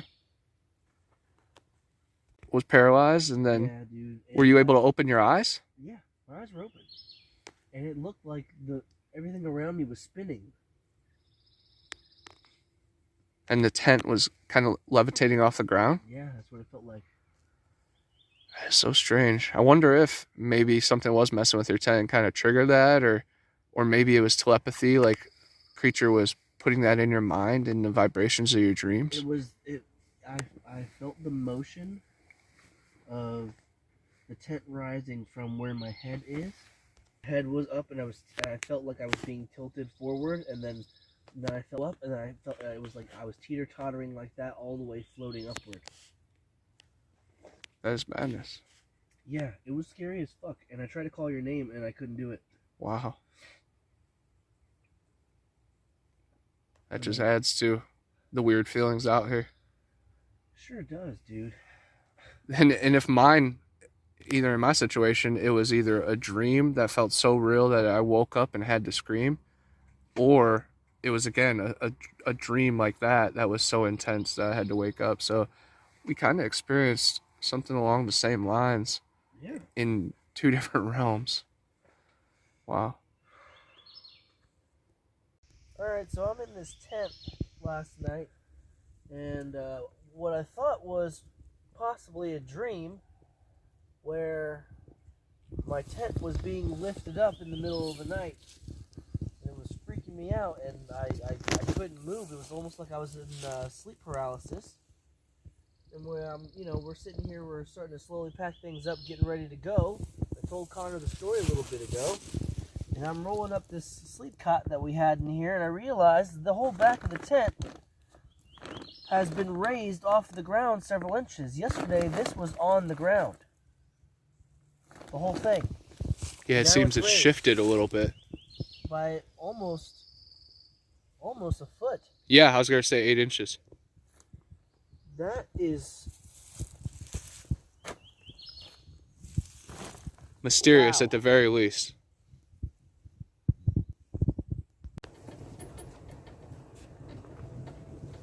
Riding out of here on our last day in Evergreen, Alabama. Town that loved Bigfoot. Just want to say a special thank you to Flatrock Booger Absolutely. for hosting us out here. It was honestly the time of our lives, one of the best weekends, and just so much research, so much evidence gathered, and just the good vibes around the fire, man. Thank you so much, Kenny. Absolutely, Kenny. Thank you for everything.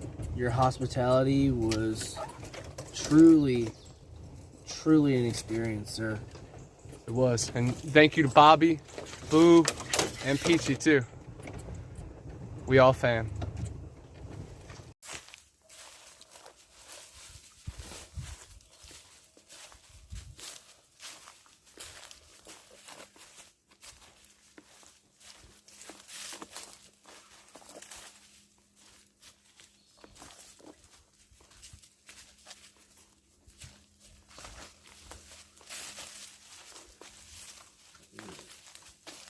We're here in the name of the great creator, trying to build the bridge between us and the people.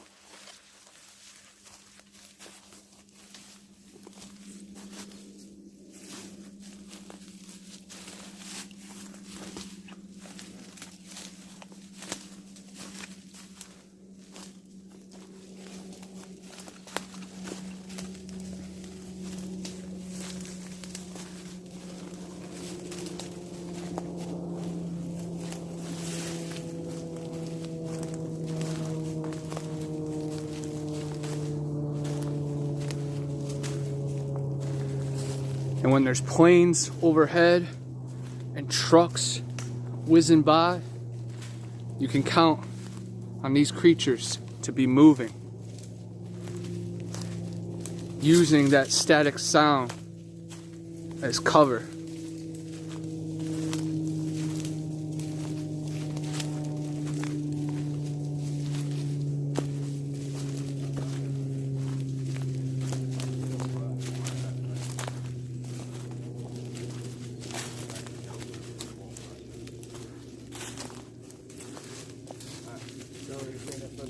Yeah, that's where it was standing at right there. Right here? I captured on trail cam. Standing right there. Right there. Back in November. Back You here. can still smell that even though that was in November. Interesting.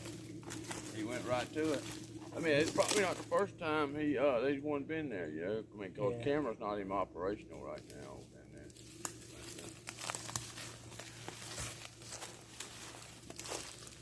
but we'll work our way along this bridge, so we won't have to get down anybody too. Anybody else?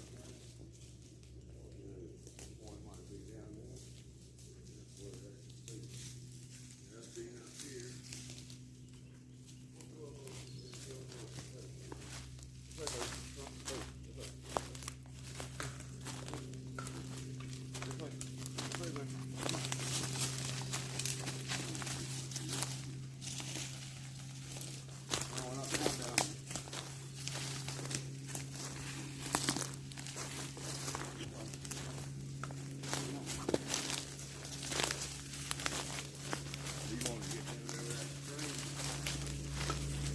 That's where his nose is telling him.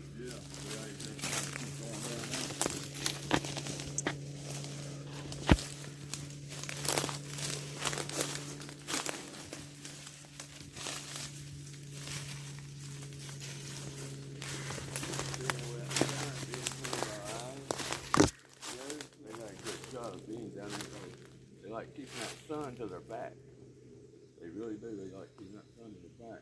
Keep blind to them. Yep, they know how to hide in broad daylight. Right. They keep that sun to their back.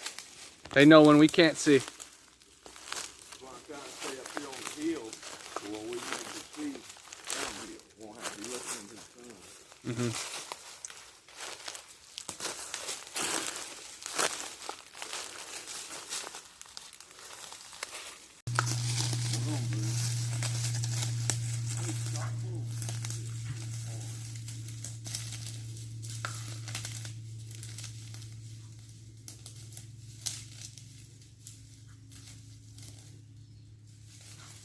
He smells something.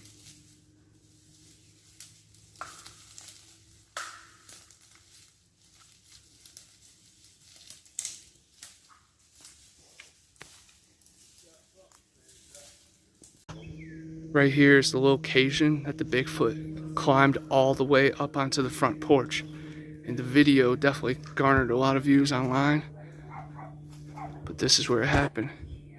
It has a lot of interest in Flatrock's mom. That's why we have to be extra safe.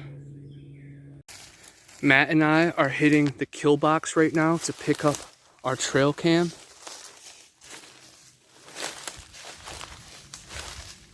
we're looking for deer skeletons, and that should lead us.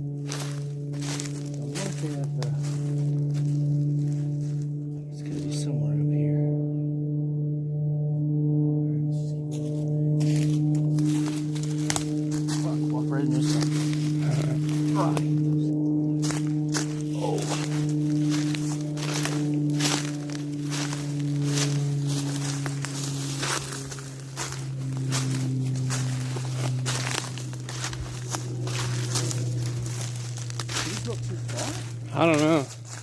Maybe we're too far left? I could have swore we went right across the stream and went right up. And it should be right around here. The one said the deer carcass is over there.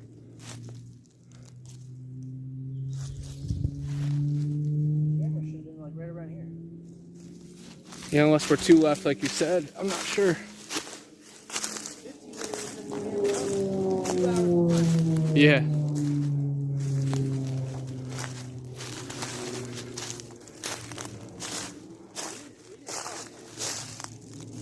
No, I don't think so.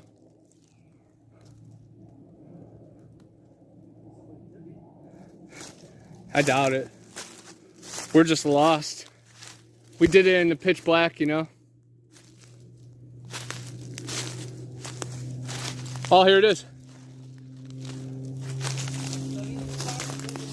Yeah, right there. Perfect. Look at that. We were lost for a split second.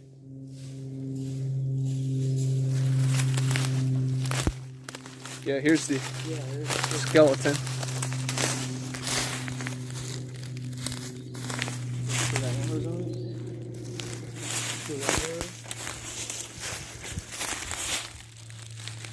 Oh.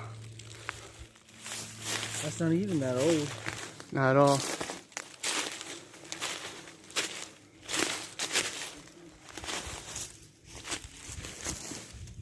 There's a little rub spot.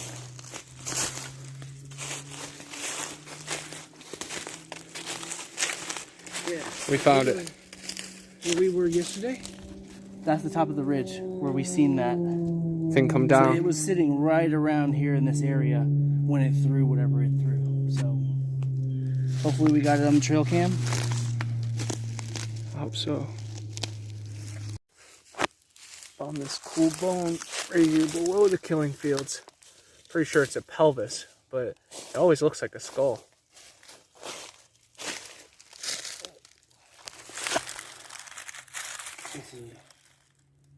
Almost like a jawbone. Could be a mask. That's really cool.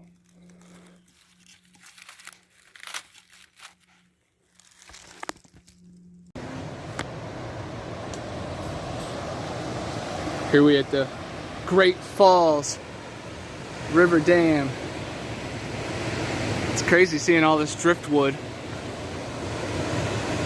Definitely some large fish right underneath.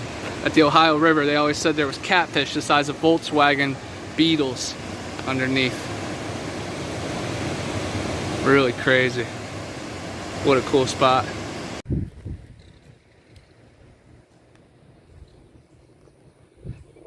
Beautiful area.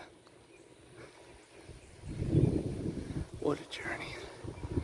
What a journey. We're going across this bridge that has a weight limit of 10 tons, but man, it has some give. And it is about a 20 foot drop. Probably a 30 foot drop down there. Sure is. That's a big drop. Looks even crazier over there. Oh yeah. A little creek running through it. You can see the F word right there. Poor Andy. That's funny. We've came a long way since Toy Story. Mm-hmm. So So Tyler, do you want to tell us a little bit about yourself and about how you got involved in the subject of Bigfoot? Absolutely. So it all started when I was 13 years old. I used to hunt in a small town called Union Springs, Alabama. Middle of nowhere, and I'm going to shorten up the story a little bit. So I was sitting in a tree stand, starting to get dark, and it just got to where I could barely see the ground. I'm about 30 foot up a pine tree. So it's getting dark, and I'm getting ready to get down out of my tree, and I could hear something coming through the creek. And it's like, the best way I can describe it is if you're belly high in the water and you got to get to the hill real quick, you're going to pump those legs, you're going to move that water, it's going to make noise. And that's what it sounded like. And then I heard something come out of the creek, and I could hear what sounded like rain hitting the leaves. I'm like, but it wasn't raining. So I'm like, man, it's like water dripping. And I started hearing crunch, crunch, crunch coming through the woods. I'm just sitting there listening. I stopped for maybe 5 seconds, and then just coming through the woods, man.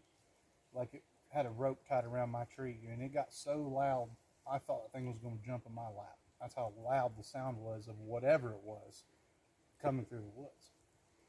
And it stopped about three pine trees down. So I'm sitting in some planted pines, and the moon was coming up in front of me, so I could see a little bit. And about 3 to 4 pine trees, I think it was third pine tree down, I could see the silhouette of shoulders and the outside of a head. You could see the breath just in the moonlight. And those pine trees were only about that big around, so he was trying to hide, but he wasn't doing a good job of it. Well, long story short, I get down out of my tree after this thing walked away, put my climber together. You put it together like a backpack, put it on, pulled the strap, start walking out of the woods, and I'm just walking down an old dim road. And as I'm walking down this old dim road, I can hear something coming out of the creek bottom, but catty cornered me, and it was coming to me in a hurry. It was covered in a lot of real estate. And it sounded, whatever it was, sounded like it got to about 5 steps from me, walking stride for stride with me through the woods. I would stop, and I hear right behind me, or to the side of me, and I'd take a few more steps, stop, and hear right behind me. So something was mimicking my footsteps. Animals don't do that. I spend a lot of time in the woods deer hunting, turkey hunting. I know the wildlife that's out here, and they don't do that. They just don't. I was walking down this old dim road, headed back to the truck, and each side of me on this little old dim road, this dim road was every bit of probably 5 foot wide. So it's just like a pig trail almost. And it was just thick woods, on each side of me. And as I'm walking, down that road, I hear something following next to me. I hear something mimicking my footsteps. And I get to the edge of those planted pines and all that thick forest, and there's a sagegrass field. And on the other side of that sagegrass field, Dad's at the truck. I see the dome light on was in the truck, so I was like, Dad's at the truck. And I took one step out of those woods into that sagegrass field, and something screamed, moaned, yelled, hollered, whatever you want to call it. But I still hear that sound in my dreams to this day. Like it shook me to the bone. The best way I can describe it is, imagine if you're at a concert and you can feel the bass from the music vibrating your clothes and feel it, reverberating in your chest. That's the best way I can describe it. And ever since then, that's pretty much what started my journey. And how did you get into? I'm sorry, I'll just cut it out. And how did you get into the research aspect of it? Well, so all the sounds, and things I've been seeing my whole life hunting in the woods, I didn't think much of it. And everything I would hear, my dad would say, "Oh, it's just the woods playing tricks on you." In my head, I'm just like, bullshit. There's something in the woods that I don't know about. Well, high-speed internet come about when I got to high school, and then YouTube blew up, and people started putting videos and audio recordings on YouTube, and I started listening to them and watching, Bigfoot shows, and I'm like, oh my God, man, I've been hearing those sounds my whole life. Didn't even know it. And so I started to pay attention a little bit more out in the woods, during turkey season, during deer season, scouting and whatnot. And that's why I just started remembering everything that happened And eventually, you know, it's sent me down the rabbit hole, and it's been a hell of a journey. And has that affected your personal relationships in any sort of way? It has. I've lost some very good friends to this subject. Boys I grew up deer hunting with, man, my whole life. And they won't have nothing to do with me no more. You never think I'm crazy, and you just hearing shit, you just making shit up. You know, it's like, man, you've known me my whole life. You know, it's like, how can you sit there and question everything I'm telling you? I mean, like, we're both just good old boys, man. I was like, you've heard the same sounds I've heard in the woods before, and you just wrote it off like it was nothing. You know, and so good and bad come from it. Lost good friends, but I've met, you know, awesome people along the way, and have met some awesome friends, you know, in this subject. And it's been a blessing. And about how much time do you spend in the woods now? About 6 days a week. About how many hours? Really just depends on my work schedule. So if I go in at noon, I'll get up about an hour before daylight or so, and I'll go stomp around the woods for a little bit. Or if I get off work late, I'll go to the woods for a couple hours at night and just stomp around and listen. Trying things a little bit, you know, on the different side. Instead of just walking around, you know, looking for sign, I actually will just plop down on the ground like a turkey hunting and just sit still and let the woods calm down, because people don't realize when you're stomping through the woods, all these animals out here can hear you. And when, you know, quit walking around, you sit down, the woods calm down, everything comes back out, everything is back to normal. And how was it different coming to Flatrock's place than where you researched out in Florida Panhandle? So yeah, that's a good question. We get good evidence. So I've had experiences, you know, out on the Eglin Air Force Base Reservation, Blackwater River State Forest, Yellow River Management Area, but few and far between, hit or miss. But up here at Flat Rocks, man, it's something else. It's a whole nother vibe up here. Every time I come up here, I can feel just the energy here is different. Something I've never felt before. Another thing is when I'm always out here, my ears will start ringing just out of the blue. And I know people will say, you know, oh, it's because it's quiet. No, it's not from being quiet. I've sat in woods quiet, but it's quiet, and my ears don't ring like that. I don't know. There's a different vibe here, and just the sounds I've heard come out of these woods. You know, the footage I've seen come from these woods. It's mind blowing. That's what I tell people. If you want to sit there and watch stuff on the computer all day long, that's fine. But you want to have experience, you know, you just got to get in the woods and actually boots on the ground and do it. That's the best way for anyone to actually have an experience and become a believer. It's just being out here.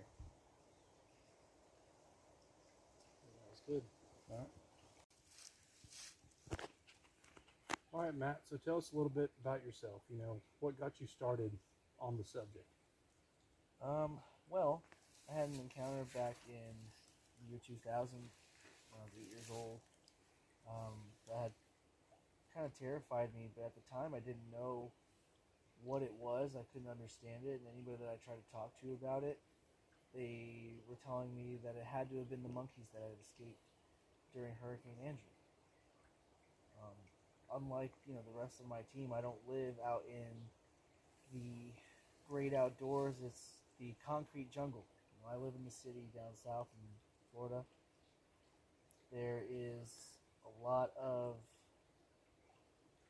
just people, cars, noise, pollution, all these things that would make it seem like a Bigfoot couldn't live there, or a Sasquatch couldn't live there. And so I seen this thing, and my whole life I just kind of assumed it was just this giant monkey. You know, maybe because I was such a small kid and I didn't know, but I was within 10 to 15 feet of this creature, this being. And throughout the rest of my years, I just kind of just shrugged it off and put that fear into the back of my head and the back of my heart. And I had more and more encounters with this world behind the world. I've seen UFOs and had experiences with shadow creatures, and the regular earthbound spirits, and it was almost like there was something that was calling me towards this topic, this subject, this phenomenon, whatever you want to call it, this thing that is bringing all these people together in such an amazing and spiritual way. Whether they realize it or not, you can still be a diehard scientific evidence type of researcher or investigator, and you're still at the mercy of the synchronicities of the universe unfolding. And what got me into the podcast side of it and getting into more and more boots on the ground research, I had all these questions that I wanted to answer, and I just kind of took a leap of faith, and I went out on the Stacy Brown expedition in Mayaka, met some awesome people, had some really crazy experiences that I'll never forget for the rest of my life. And it was interesting because during that time, I was more of in wonder and awe of these things that, like, okay, hey man, I'm not crazy, I'm not insane. These things are happening because I got them to happen to me again. And the profound experience that gave me, it catapulted me further into the subject, further into helping the people who are terrified of these beings, these experiences. I have family members who have experienced the same things I do, and they refuse to talk about it.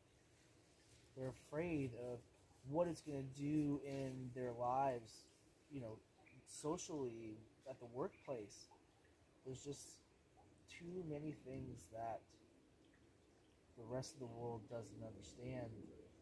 And, this is kind of my journey into helping people understand and gain understanding at the same time. We have the opportunity to learn and grow each and every day, in each and every moment that we share in the natural world. Okay. So after you had your experience and you spoke to family members and friends, what was their initial reaction? Their initial reaction was, "You're nuts. You're crazy." And it only took a couple times to take all these things that I've experienced. If I hadn't have ended up taking that leap of faith to go to Mayaka, I would probably still be holding on to the two times that I should say before I started getting into investigating, the two experiences I had, because I had another one with them back in 2018 or 2019. I don't know. I always forget the year, but I know that it was Veterans Day weekend, and it used to be my ex-wife and I's anniversary, and we were going through a divorce, and I decided that I was going to take this trip up to North Carolina, and I was going to harm myself.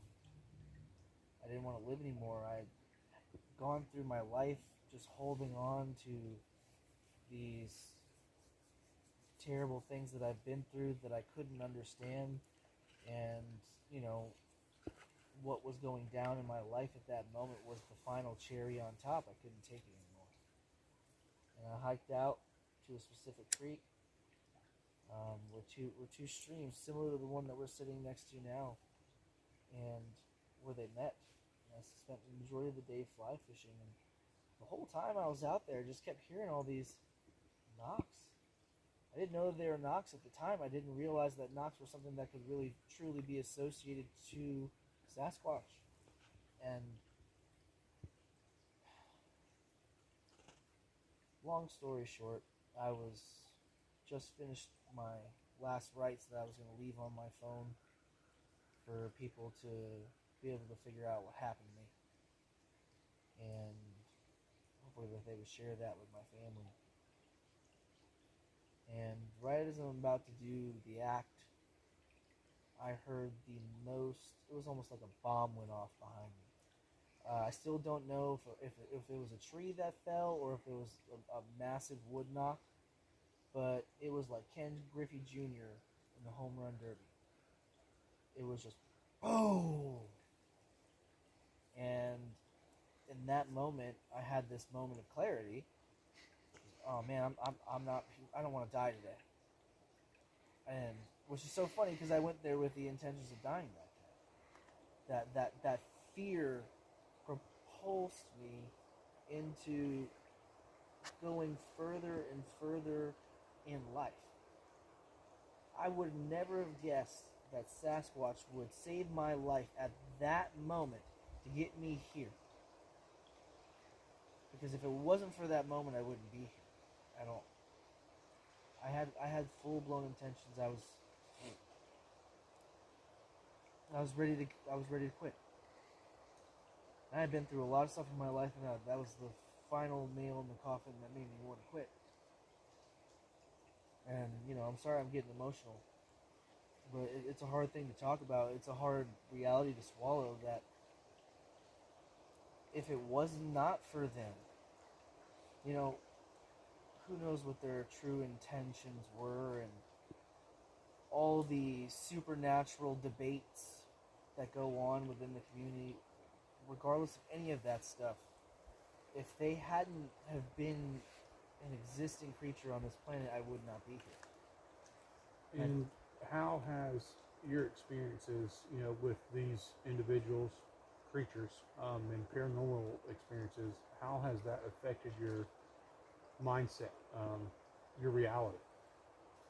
Well, for a long time, it really messed up my reality. I even had doctors be claiming that I had some sort of, possible schizophrenia or something like that, but they were trying to sit there and say that I was possibly borderline because it was like I had some of the symptoms, that I didn't have some of the symptoms, and I was explaining to them that I'm hearing these voices and that I'm seeing these apparitions, and I'm having these intense night terrors ever since I can remember as a child. And as far as they knew, right, they couldn't fully give me a good diagnosis because they don't. The medical community isn't necessarily aware of the reality of these things. Think of how many people's lives could be changed if we are able to really show this stuff to the world and allow the rest of the entire world to stop judging people who have these experiences, and what it could do and how we could help these people. If that psychiatrist had believed me all those years ago, maybe a whole bunch of different things wouldn't have transpired in my life. Maybe I would never have gotten to that point. But that's being where I was, and where I'm at now. It is. I used to be a recluse. I used to not want to get out, be around people. You would never know how much of a recluse I was, considering that now I'm a podcast host. I talk to people all over the country and sometimes other countries. And, I'm willing to hop in my car and drive 9 hours to meet new people and to experience these creatures out here and to experience the bonds of fellowship. That's what this is, man. You get into something this serious and you start going on this quest for truth with a good group of people, man, there's nothing better than the world, man. Next to short of the birth of your children. True being put. And I wouldn't trade any of this stuff for the world. The only thing that I'd ever put this down for would be for my family, and that would be it. I am a firm believer that there is therapeutic value for what we do. Between the good podcasts, the uplifting podcasts, the bonds of fellowship that people get to create here in the community.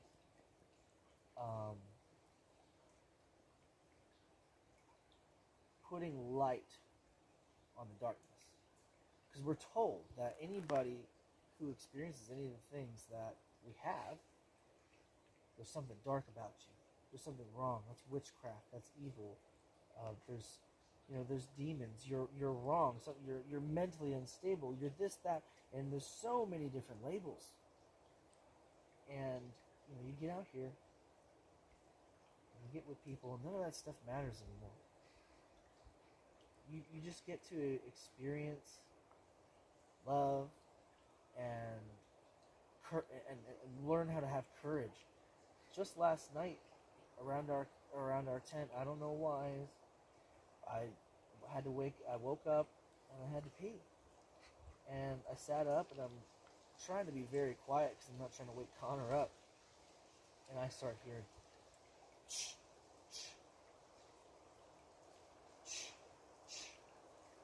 and then a whole bunch of coyotes started going off.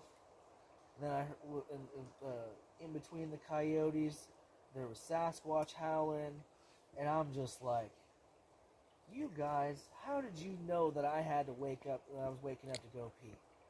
I felt so bad, but I woke the guys up and I said, hey man, just listen, I want you guys to be awake before I go out there, because in the event something happens to me, I don't want to, just disappear without a trace. That fear never stops. But what I did do is that I got my butt out of that tent, and I walked and was standing there in the darkness. They could have been standing 1-2 feet in front of my face, and I wouldn't have known. And I mustered up that courage to just use the restroom. Something as simple as that, but doing that in the night, knowing what's out here in these woods. It's an act of courage. Yeah, you're at 13 minutes. What? Oh, the memory card? No, on that interview. Oh shit, really?